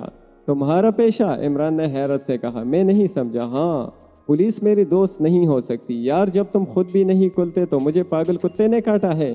میں ڈاکے ڈالتا ہوں، اب سمجھے؟ سمجھ گیا، اور میں بھی ڈاکے تو خیر نہیں ڈالتا، لیکن تجوری توڑنے میں اپنا جواب نہیں رکھتا۔ اور ہاتھ کی صفائی، ایسی کہ دن دہاڑے بیچ بازار سے ہاتھ ہی غائب کر دوں اور کسی کو خبر تک نہ ہو۔ یہ بات طارق آنکھیں پاڑ کر بولا، لیکن اس کے لہجے سے ابھی تک بے یقینی مترشح تھی۔ ہاں دوست، یہی بات ہے، مجھے یقین کیسے آئے؟ یقین؟ اچھا تو سنو، جس وقت ناصر پر چپتیں پڑ رہی تھی اس وقت اس کے کوٹ کی اندرونی جیب سے اس کا پرس نکل کر میری جیب میں آ گیا تھا۔ ناصر بوکھلا کر اپنی جیبیں ٹٹولنے لگا اور اس کے منہ سے ایک ہلکی سی تحیر آمیز آواز نکلی، گھبراؤ نہیں، اپنا پرس سنبھالو۔ عمران نے جیب سے پرس نکال کر ناصر کے آگے پھینک دیا۔ واہ یار، طارق نے تحسین آمیز انداز میں کہا۔ یہی نہیں، اچھا تم بتاؤ، کیا میں نے ابھی تک تمہارے جسم کو ہاتھ بھی لگایا ہے؟ یاد کر کے بتاؤ، نہیں تو کیوں؟ تمہارا پرس بھی میرے پاس ہے کیا؟ طارق بھی اپنی جیبیں ٹٹولنے لگا، لیکن اتنی دیر میں اس کا پرس بھی اس کے سامنے پھینک دیا گیا۔ اچھا دوست، طارق نے ایک طویل سانس لے کر کہا، ہماری دوستی کافی کارآمد ثابت ہو سکتی ہے، بس تم مجھے اس کے گھر کا اندرونی نقشہ سمجھا دو۔ عمران نے کہا، فضول ہے، اس سے کوئی خاص فائدہ نہیں ہوگا، بڑی رقمیں کوئی بھی گھر میں نہیں رکھتا، تجوری میں سے اگر تم نے 2-4 ہزار نکال بھی لیا تو کیا ہوگا؟ کتنے دن کھاؤ گے؟ آدمی کو ہمیشہ لمبا ہاتھ مارنا چاہیے۔ ارے یار تو کچھ بتاؤ بھی نا۔ عمران نے مستربانہ انداز میں پہلو بدل کر کہا، سال بھر ہم تینوں کروڑ پتی ہو جائیں گے۔ طارق نے کہا، یار طارق جلدی بتاؤ، اگر تم نے خواہ بات کو طول دیا تو میں اپنا گلا گھونٹ لوں گا۔ عنقریب بندرگاہ پر تیمور اینڈ باٹلے کا مال اترے گا، اس میں سے تمہیں کچھ پیٹیاں اڑانی ہوں گی۔ ارے یہ کتنی بڑی بات ہے، ہزاروں آدمیوں کی آنکھوں میں دھول جھونک کر نکال لوں گا۔ اگر بندرگاہ پر کامیاب نہ ہو سکا تو وہاں سے گودام تک کے راستے میں یقینی طور پر یہ کام ہو جائے گا۔ یار تم عبد المنان کو کیا سمجھتے ہو؟ لیکن ان پیٹیوں کی شناخت، طارق کچھ سوچتا ہوا بولا، ان سب پر X539 لکھا ہوگا۔ ہاں ذرا ایک منٹ، عمران جیب سے اپنی نوٹ بک اور پنسل نکالتا ہوا بولا، نمبر لکھ لوں؟ ہاں کیا X39؟ نہیں X539، بس تو سمجھ لو کہ پیٹیاں غائب ہو گئی۔ عمران نوٹ بک اور پنسل جیب میں ڈالتا ہوا بولا، مگر ان پیٹیوں میں ہوگا کیا؟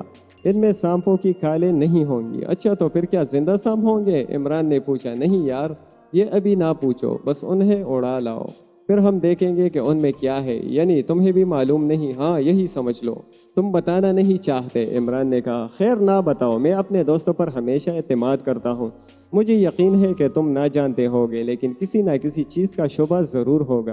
کیوں، کیا غلط کہہ رہا ہوں؟ بہت کچھ ہو سکتا ہے بھائی عبد المنان، غیر قانونی طور پر برآمد کی ہوئی کوئی بھی چیز، میری مطلب یہ ہے کوئی بہت قیمتی چیز، سونا، جواہرات، مگر یہ طریقہ خطرناک ہے۔ اگر وہ پیٹیاں گم ہو جائے تو؟ ٹھیک ہے، اسے بس ایک طرح کا جوا سمجھ لو۔ وہ پیٹیاں ایسی کمپنیوں کی طرف سے بھیجی جاتی ہیں جو سانپ کی کالوں کی تجارت کرتی ہیں۔ بھلا کون سوچ سکتا ہے کہ کوئی قیمتی چیز اتنی لاپرواہی سے بھی بھیجی جا سکتی ہے؟ مگر تمہارے بیان سے تو ثابت ہوتا ہے کہ ان نمبروں کے علاوہ اور بھی مختلف نمبروں کی پیٹیاں ہوتی ہوں گی، جن میں سے مجھے صرف X539 نمبر کی پیٹیاں غائب کرنی ہوں گی۔ یقیناً تمہیں وہاں مختلف نمبروں کی پیٹیاں ملیں گی۔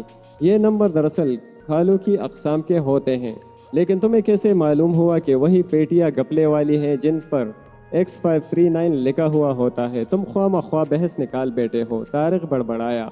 कुछ और ना समझना प्यारे, इमरान जल्दी से बोला। मैं सिर्फ अपना इत्मीनान करना चाहता हूँ, कहीं ऐसा ना हो कि मैं सांपों की काले ढूंढता रह जाऊँ, मुझे बड़ी कोफ्त होगी। बात यह है कि X539 नंबर की पेटियां कभी गोदाम में नहीं जाती। तैमूर और मैनेजर खास तौर से उनकी निगरानी करते हैं और किसी को पता ना चलने पाता कि वो पेटियां कहाँ रह गईं। ओहो, इमरान ने कहा, बस मुझे यकीन आ गया, इनमें ज़रूर कुछ घपला है। अच्छा प्यारे, बस तुम मुझे एक दिन पहले बता देना कि कब माल उतरेगा।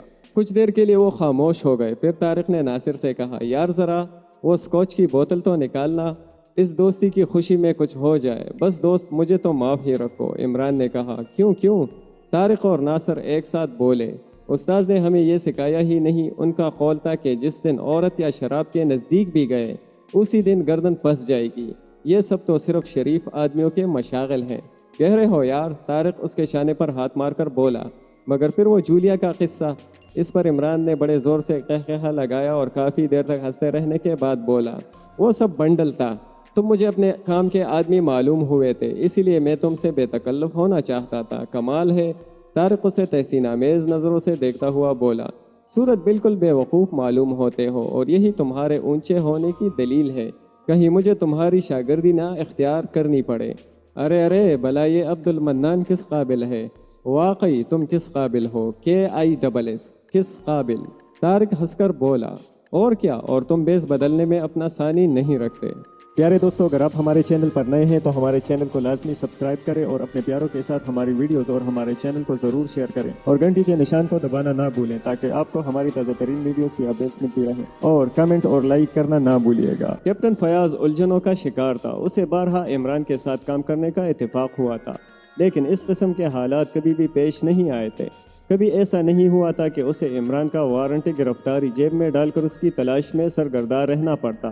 फिलहाल उसके पास दो केस थे, एक तो बूढ़े करोड़पति इरशाद का मामला और दूसरा इमरान वाला केस तो खैर उसने खुद ही अपने हाथ में लिया था, वरना वो तो कतई सिविल पुलिस का केस था।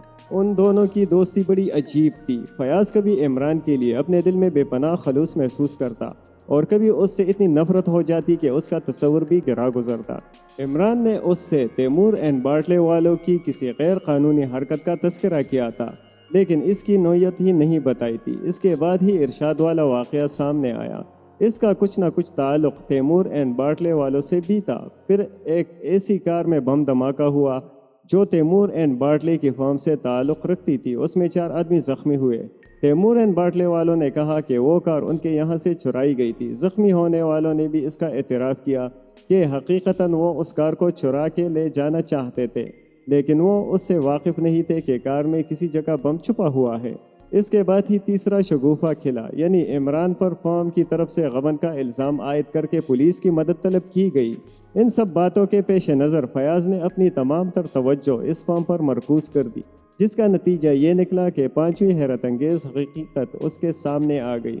वो ये कि बूढ़े इरशाद का भी काफ़ी सरमाया फर्म में लगा हुआ था। अब मामला और ज़्यादा उलझ गया। फयाज ने एक बार फिर तैमूर को अपने ऑफिस में तलब किया। तैमूर ने अपने मैनेजर को भेज दिया और ख़ुद नहीं आया। फयाज बहुत ज़्यादा चिल्लाया हुआ था क्योंकि इरशाद वाले मामले में पूछगछ के दौरान में उन लोगों ने यह नहीं बताया था कि इरशाद भी फर्म के हिस्सेदारों में से था। वो तो इत्तेफाकन इसी तफ्तीश के दौरान में उसकी नज़रों से चंद कागजात गुजरे जिनसे उसे इरशाद की शराकत का इल्म हुआ, वरना शायद यह नुक्ता तारीकी ही में रहता। फयाज मैनेजर पर बरस पड़ा। मुझे इसका जवाब चाहिए कि यह बात छुपाई क्यों गई? उसने कहा। जनाब, आपने इसके मुतालिक पूछा कब था? मैनेजर ने जवाब दिया। ये बात बहरहाल मेरे सामने आनी चाहिए थी। मैं नहीं समझ सकता कि किस तरह इससे आपकी तफ्तीश का क्या ताल्लुक हो सकता है। ये एक कारोबारी बात थी। अब आपने पूछा है तो हम बता सकते हैं कि इरशाद साहबी फर्म के हिस्सेदारों में से थे। कितने के हिस्सेदार थे मुझे ज़ुबानी याद नहीं, कागजात देखकर बताया जा सकता। इसके बाद फयाज की गाड़ी पे टप हो गई। अगर उसने ये बात पहले फयाज को नहीं बताई थी तो उस पर किसी एतराज़ की गुंजाइश नहीं थी। ये हरकत गैर कानूनी नहीं कही जा सकती थी। अचानक फयाज को कार वाला हादसा याद आ गया और उसने गुफ्तगू का रुख उस तरफ मोड़ दिया। कार की चोरी की रिपोर्ट पहले ही क्यों नहीं लिखाई गई? جب علم ہوا تو لکھائی گئی، وہ کار بہت کم استعمال میں رہتی تھی۔ یہ بات بھی ختم ہو گئی اور فیاض کو اسے 2-4 دھمکیاں دے کر رخصت کر دینا پڑا۔ میں جانتا ہوں، سب سمجھتا ہوں، فیاض نے کہا، بس وقت کا انتظار ہے، تم جا سکتے ہو۔ لیکن اس کے فرشتوں کو بھی کسی خاص بات کا علم نہیں تھا۔ ویسے سب سے بڑی خاص بات یہی تھی کہ عمران اپنا وقت یوں ہی نہیں برباد کر رہا تھا، مگر فیاض کی اس دھمکی نے تیمور اور اس کے مینیجر کو بہت کچھ سوچنے پر مجبور کر دیا۔ دونوں کافی دیر سے کسی مسئلے پر گفتگو کر رہے تھے۔ اس دھمکی کا مطلب یہ ہے کہ انہیں شبہ ہو گیا ہے، تیمور نے کہا۔ جب یہ بات طارق کو معلوم ہو گئی ہے تو پولیس کیسے لا علم رہ سکتی ہے؟ مینیجر بولا۔ خیر، طارق کی بات چھوڑو، اس نے بہت قریب سے دیکھا ہے۔ میرا خیال ہے کہ اسے بھی صرف شبہ ہی ہوا ہے، حقیقت نہیں معلوم۔ اس کی تو فکر نہ کیجیے، مینیجر نے کہا۔ جس دن بھی داؤ چل گیا صاف ہو جائے گا۔ اور اس اکاؤنٹنٹ کے بارے میں کچھ معلوم ہوا؟ تیمور نے پوچھا۔ اکاؤنٹنٹ؟ مینیجر کچھ سوچنے لگا، پھر تھوڑی دیر بعد بولا، میرا خیال ہے کہ وہ بھی طارق ہی کے آدمیوں میں سے کوئی تھا۔ اور سنیے، ڈکٹا فون کا ایک سیٹ میرے کمرے میں بھی ملا ہے۔ میرا خیال ہے کہ طارق کسی منظم گروہ سے تعلق رکھتا ہے، ورنہ مجھے اس طرح چیلنج کرنے کی ہمت نہیں کر سکتا تھا۔ تیمور بولا، مجھے یقین نہیں کہ طارق اب تک زندہ ہو۔ مینیجر کچھ سوچتا ہوا بولا، ٹونی اور بارکر کی ناکامی کے باوجود بھی وہ نہ بچ سکا ہوگا۔ کیوں؟ کس طرح؟ تیمور نے مضطربانہ انداز میں کہا۔ میں ابھی آپ کو نہیں بتانا چاہتا تھا، لیکن تذکرہ آ ہی گیا ہے تو سنیے۔ مجھے پہلے سے ہی یقین تھا کہ طارق کو اصلیت کا علم نہیں ہے۔ وہ صرف اتنا جانتا ہے کہ X539 نمبر کی پیٹیاں گودام میں نہیں جاتی، اور اسی سے اس نے اندازہ کیا ہوگا کہ ان پیٹیوں میں کوئی خاص چیز ہوتی ہے۔ ظاہر ہے کہ X539 کا نمبر اس کے لیے خاص کشش رکھتا ہوگا۔ اس نفسیاتی نقطے کو سامنے رکھتے ہوئے میں نے ایک حرکت کی اور وہ 100% کامیاب رہی۔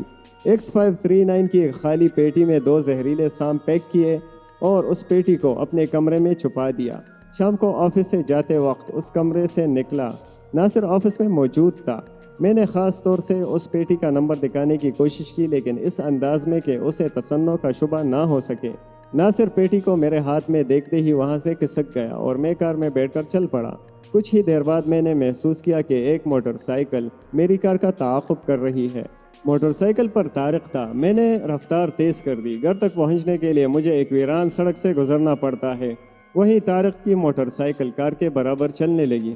اس نے مجھے کار روکنے کو کہا۔ میری کار اور موٹر سائیکل ساتھ ہی رکی اور طارق نے جھپٹ کر پیٹی اٹھا لی جو کار کی پچھلی سیٹ پر پڑی ہوئی تھی۔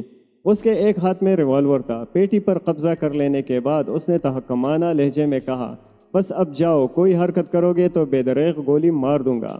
بہرحال میں وہاں سے روانہ ہو گیا۔ ٹونی اور بارکر پہلے ہی سے اس کے پیچھے لگے ہوئے تھے۔ میں نے انہیں سمجھا دیا تھا کہ وہ اسے پیٹی کھولنے کا موقع ہی نہ دیں۔ میں چاہتا تھا کہ وہ جنگل میں اپنی کمینگاہ پہنچ کر اسے کھولے اور پھر اندھیرے میں اسے سنبھلنے کا موقع بھی نہ مل سکے، مگر وہ تو اس وقت تک زندہ تھا۔ تیمور نے کہا، جی ہاں، اور مجھے یقین ہے کہ اس نے اس وقت تک اسے کھولا نہیں تھا۔ ٹونی اور بارکر نے یہی رپورٹ دی ہے۔ پھر ٹونی اور بارکر سے اس پر حملہ کروانے کی کیا ضرورت تھی؟ تیمور نے پوچھا۔ میں نے ان گدھوں سے یہ ہرگز نہیں کہا تھا کہ وہ اس پر حملہ کریں۔ مقصد صرف یہ تھا کہ وہ اس پیٹی کو بے اطمینانی اور جلدی کی حالت میں کھولے اور ان سانپوں کا شکار ہو جائے۔ دراصل ان دونوں نے محض اپنے بچاؤ کے لیے اس پر حملہ کیا تھا۔ انہیں شبہ ہو گیا تھا کہ طارق وہاں ان کی موجودگی سے آگاہ ہے، لہٰذا قبل اس کے کہ وہ ان پر ہاتھ ڈالتا انہوں نے خود اسی پر حملہ کر دیا اور اس کے بعد بھاگ کھڑے ہوئے۔ تیمور نے طنزیہ لہجے میں کہا، یقیناً اگر اس قسم کا کوئی حملہ میری اسکیم کے مطابق ہوتا تو ضرور کامیاب ہوتا۔ تھوڑی دیر تک خاموشی رہی، پھر تیمور نے پوچھا، شکاریوں میں سے کون کون اس کے ساتھ ہے؟ بظاہر تو کوئی بھی نہیں ہے، حتیٰ کہ ناصر بھی یہی کہتا ہے کہ وہ فارم کا ملازم ہے اور فارم کے مفاد کے مقابلے میں اپنی اور طارق کی دوستی کی بھی پرواہ نہیں کرے گا۔ شکاریوں سے طارق کے متعلق پوچھ گچھ کی تھی؟ جی ہاں، وہ لا علمی ظاہر کرتے ہیں۔ انہوں نے اس حملے کی رات کے بعد سے اب تک نہیں دیکھا۔ ناصر کیمپ میں موجود ہے؟ جی ہاں، لیکن تیمور کچھ سوچتا ہوا بولا، ٹونی اور بارکر بیان کے مطابق حملے والی رات کو ناصر بھی طارق کے ساتھ تھا؟ جی ہاں، اور مجھے ان دونوں کے بیان پر یقین ہے۔ فی الحال میں نے ناصر کو ڈیل دے رکھی ہے، اس بار کا مال اتروا لوں، پھر اس سے بھی سمجھ لوں گا۔ گویا تمہیں یقین ہے کہ طارق مر گیا ہوگا؟ تیمور نے مسکرا کر پوچھا۔ جی ہاں، مجھے یقین ہے۔ کیا وہ سانپ اتنے زہریلے تھے کہ طارق پانی بن کر بہہ گیا ہوگا؟ آخر اس کی لاش کیا ہو گئی؟ تمہارے بیان کے مطابق اگر ناصر طارق کا ساتھی ہے تو اس نے طارق کی موت کی اطلاع شکاریوں کو کیوں نہیں دی؟ ظاہر ہے کہ وہ اس کی کمی گاہ سے واقف رہا ہوگا۔ ہاں، مینیجر نے لاپرواہی سے اپنے شانوں کو جنبش دی۔ اگر وہ زندہ بھی ہے تو کیا ہوا، میں اسے ٹھکانے لگا دینے کا ذمہ لیتا ہوں۔ اتنی دیر بعد ایک بات کام کی کہی ہے تم نے۔ خیر، ہٹاؤ ان تذکروں کو۔ میں یہ کہنا چاہتا تھا کہ اس بار مال اتارنے میں احتیاط برتی جائے۔ طارق کی وجہ سے نہیں کہہ رہا، بلکہ پولیس کیپٹن فیاض کی دھمکی کچھ نہ کچھ معنی ضرور رکھتی ہے۔ عمران ٹھیک 9 بجے رات کو طارق کی کمینگاہ میں داخل ہوا۔ آج اس کا حلیہ کچھ اور تھا۔ طارق اسے دیکھتے ہی کلہاڑا اٹیک کر اٹھا۔ عبد المنان میری جان، عمران نے سینے پر ہاتھ رکھ کر جھکتے ہوئے کہا۔ ہاں یہ تم ہو؟ طارق نے متحیرانہ انداز میں کہا۔ 100% میں ہی ہوں۔ یار تم آدمی ہو یا شیطان؟ شیطان کو آدمی اور آدمیوں کو شیطان معلوم ہوتا ہوں، باقی سب خیریت ہے۔ کیا رہا؟ بتاتا ہوں، تم فکر نہ کرو، پہلے مجھے کافی پلاؤ، بہت تک گیا ہوں۔ طارق نے کافی کا برتن انگیٹھی پر رکھ دیا اور اپنے پائپ میں تمباکو بھرتا ہوا بولا۔ اگر تم نے کوئی بری خبر سنائی تو میں بہت بری طرح پیش آؤں گا، کیونکہ تم نے آج مجھے یہاں سے نہیں نکلنے دیا۔ اگر اس بار کی پیٹیاں ہمارے ہاتھ نہ آئیں تو بہت برا ہوگا۔ ہو سکتا ہے کہ پھر آئندہ کوئی دوسرا طریقہ اختیار کریں۔ میں تمہاری طرح الاڑی نہیں، اکاڑی کیا کہتے ہیں اسے؟ ہاں، اناڑی اناڑی۔ میں تمہاری طرح اناڑی نہیں ہوں، ہمیشہ پکا کام کرتا ہوں۔ پیٹیاں اڑا دی نا تم نے؟ طارق سیدھا ہو کر بیٹھتا ہوا بولا۔ بس اڑا ہی سمجھو۔ کیا مطلب؟ میں انہیں ان کے گھر تک پہنچا آیا ہوں۔ صاف صاف بتاؤ۔ طارق جھنجھلا گیا۔ صاف صاف بتا رہا ہوں۔ عبد المنان، طارق غرایا۔ ارے تو بگڑتے کیوں ہو یار؟ پہلے مجھے کافی پی لینے دو، پھر اطمینان سے بتاؤں گا۔ میں بہت برا آدمی ہوں، طارق نے کلہاڑے کے دستے کو مضبوطی سے پکڑتے ہوئے کہا۔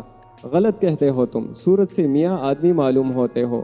اگر داڑھی رکھ لو تو ہم جیسے لوگ بھی تمہارا احترام کریں۔ چلو کافی پلاؤ یار، کیا تمہیں مجھ پر اعتبار نہیں؟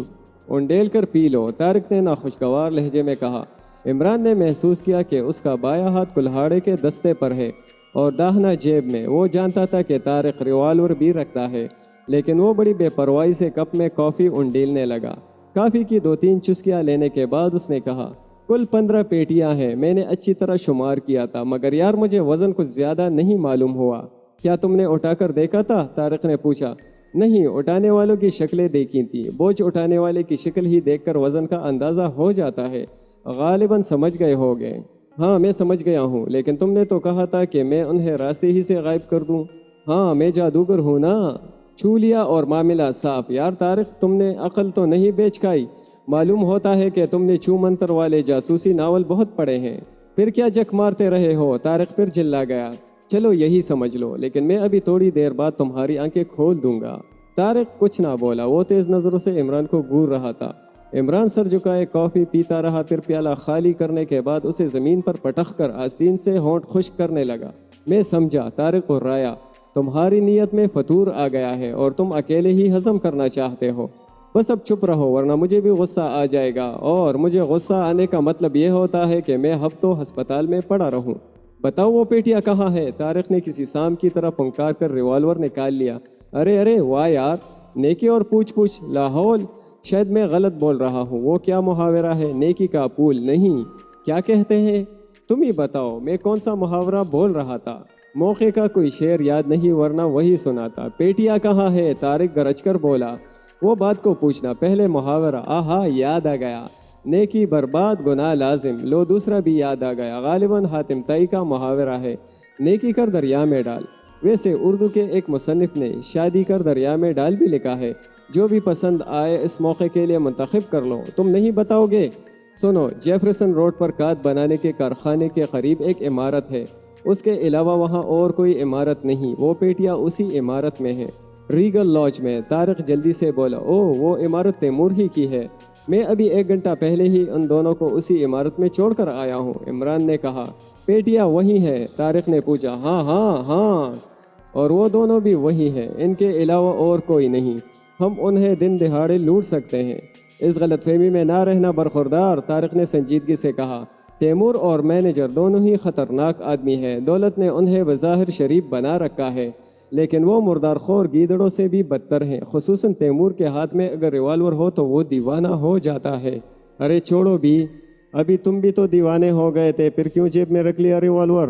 ارے ہم وہ ہیں کہ توپوں کے رخ پیر دیں، چلو اٹھو، اگر اسی وقت ساری پیٹیاں سمیٹ نہ لوں تو منہ پر تھوک دینا، یا مجھ سے کہنا کہ میں چاند پر تھوکوں گا اور وہ الٹ کر خود میرے منہ پر آ جائے گا۔ محاورہ محاورہ نہیں، کام کی بات کرو، تمہاری اسکیم کیا ہے؟ دونوں کو پکڑ کر خوب اچھی طرح مرمت کریں گے اور ان کی آنکھوں کے سامنے ساری پیٹیاں نکال کر لائیں گے۔ کیا تم یہ سمجھتے ہو وہ اس کی رپورٹ پولیس کو دے سکیں گے؟ کچھ نہیں کہا جا سکتا، مجھے یقین نہیں ہے کہ وہ دونوں اس عمارت میں تنہا ہی ہوں گے۔ اچھا تو تم ہی اپنی اسکیم بتاؤ، عمران نے کہا۔ میری اسکیم فی الحال کوئی بھی نہیں، ان پیٹیوں کا اس عمارت تک پہنچ جانا اچھا نہیں ہوا، نہ تم نے خود کچھ کیا اور نہ مجھے کچھ کرنے دیا۔ تم کیا جانو کہ میں نے کیا کیا کیا ہے؟ میری جگہ ہوتے تو آنکھیں نکل پڑتی۔ اور کیا کیا ہے تم نے؟ گر کی باتیں تو میں اپنے باپ کو بھی نہ بتاؤں گا۔ میں نے تم سے پیٹیوں کا وعدہ کیا ہے، وہ تمہیں اس وقت سے لے کر 3 بجے کے اندر اندر مل جائیں گی۔ دل چاہے میری مدد کرو، دل چاہے نہ کرو، میں تم سے اسی لیے بھی نہ کہوں گا، بس دور سے تماشا دیکھتے رہنا۔ 11 بجے تک کات کے کارخانے کی آخری شفٹ چلتی ہے، اس کے بعد وہ بند کر دیا جاتا ہے، ہمیں اس کے بند ہونے کا انتظار کرنا پڑے گا۔ بہرحال میں ٹھیک 12 بجے اس عمارت میں داخل ہو جاؤں گا، سمجھے؟ وہاں پہنچ کر کیا کرو گے؟ انڈے دوں گا۔ عمران جی جلا گیا۔ تمہیں اس سے کیا سروکار کہ میں کیا کروں؟ پیٹیاں تم مجھ سے لینا، اگر تمہیں ان دونوں سے خوف معلوم ہوتا ہے تو باہر ہی میرا انتظار کرنا، میں تمہیں مجبور نہیں کروں گا، اگر میں مارا جاؤں تو دم دبا کر بھاگ آنا بس۔ تم مجھے بزدل سمجھتے ہو؟ طارق غرایا۔ باتیں تو بزدلوں ہی کسی کرتے ہو، چلو اٹھو۔ طارق اس کا بازو پکڑ کر کھینچتا ہوا بولا، مگر میں ناصر کو نہیں لے جاؤں گا۔ کیوں؟ بے وقوف آدمی ہے، کام بگڑ جائے گا، وہ تمہاری طرح ذہین اور معاملہ فہم نہیں ہے۔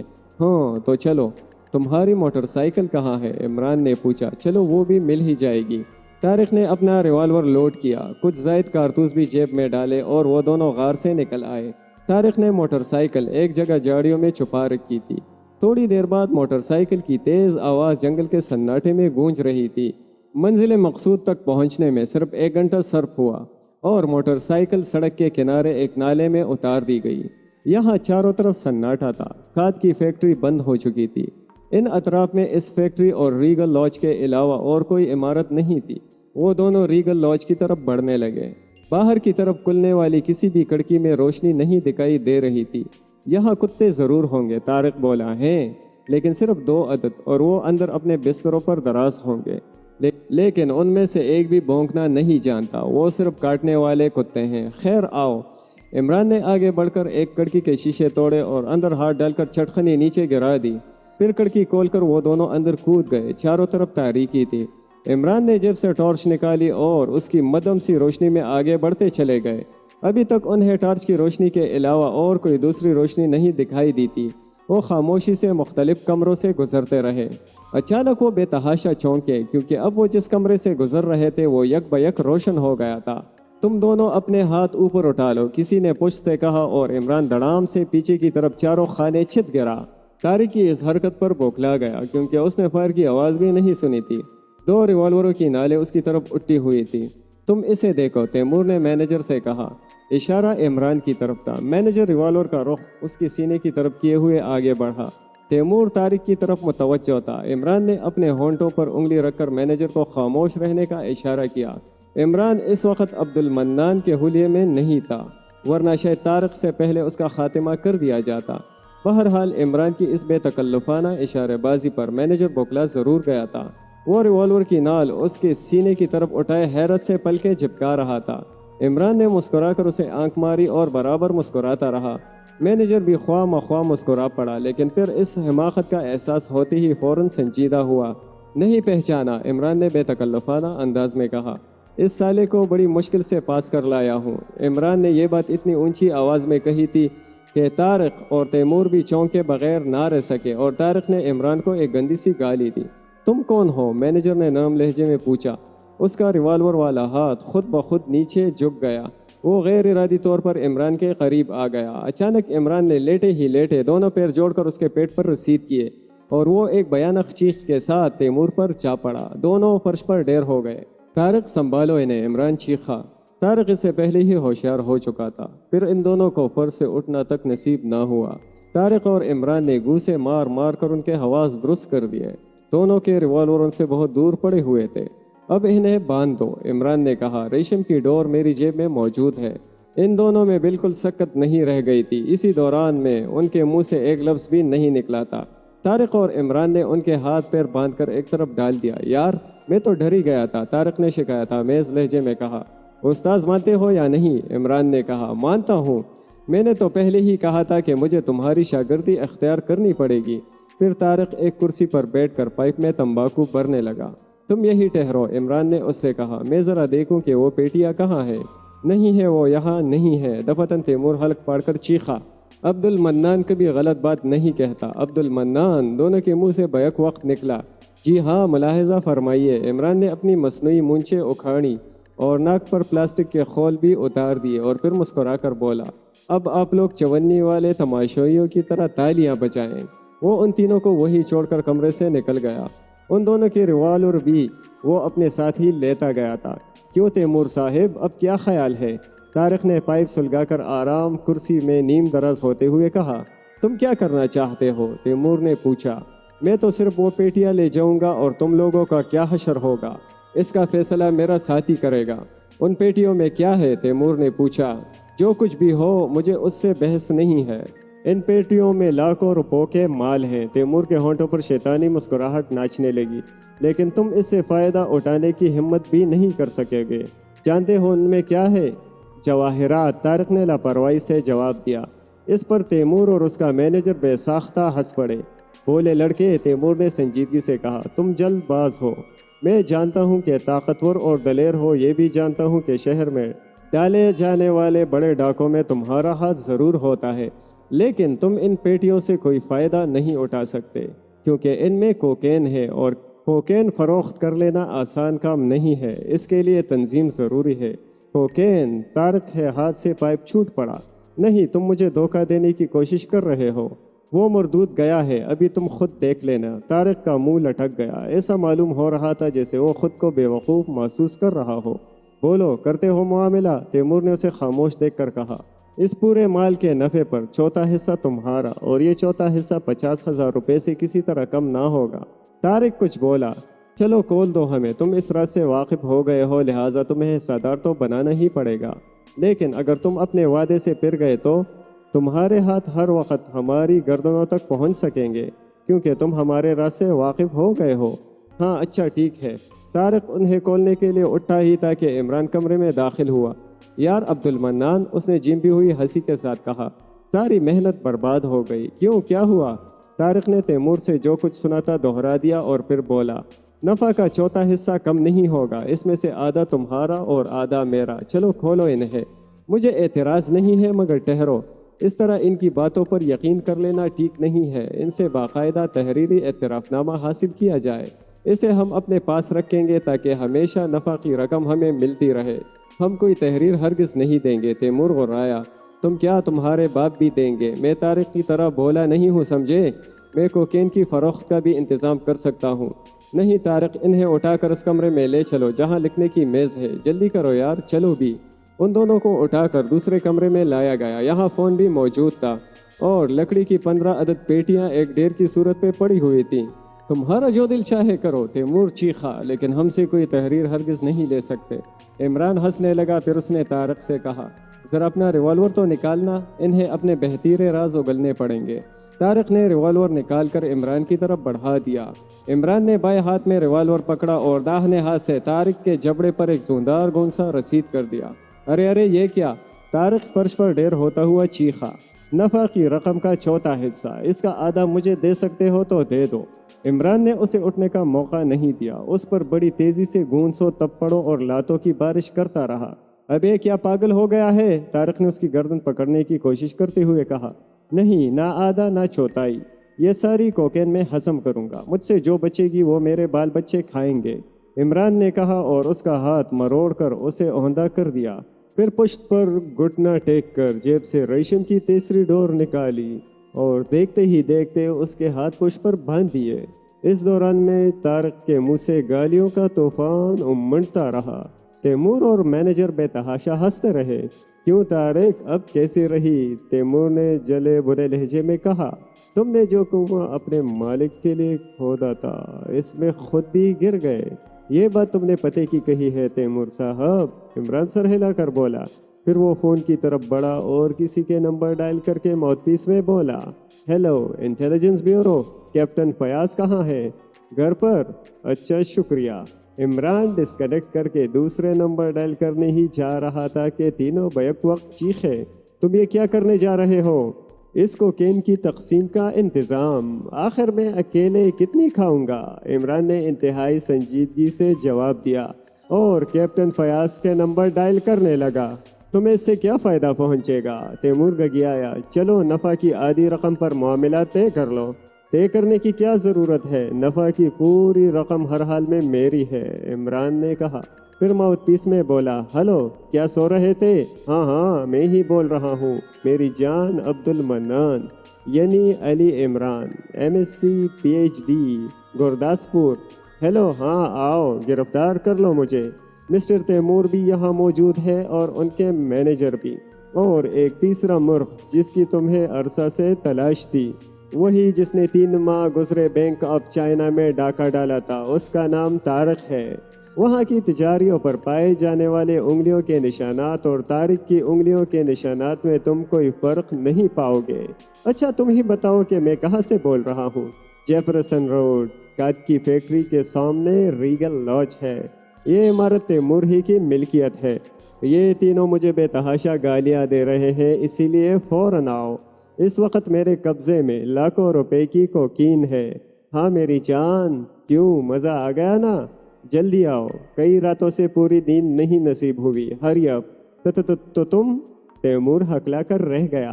ہاں میں علی عمران عرف عبد المنان، جو چاہے سمجھ لو، تم نے میرا نام تو پہلے ہی سنا ہوگا۔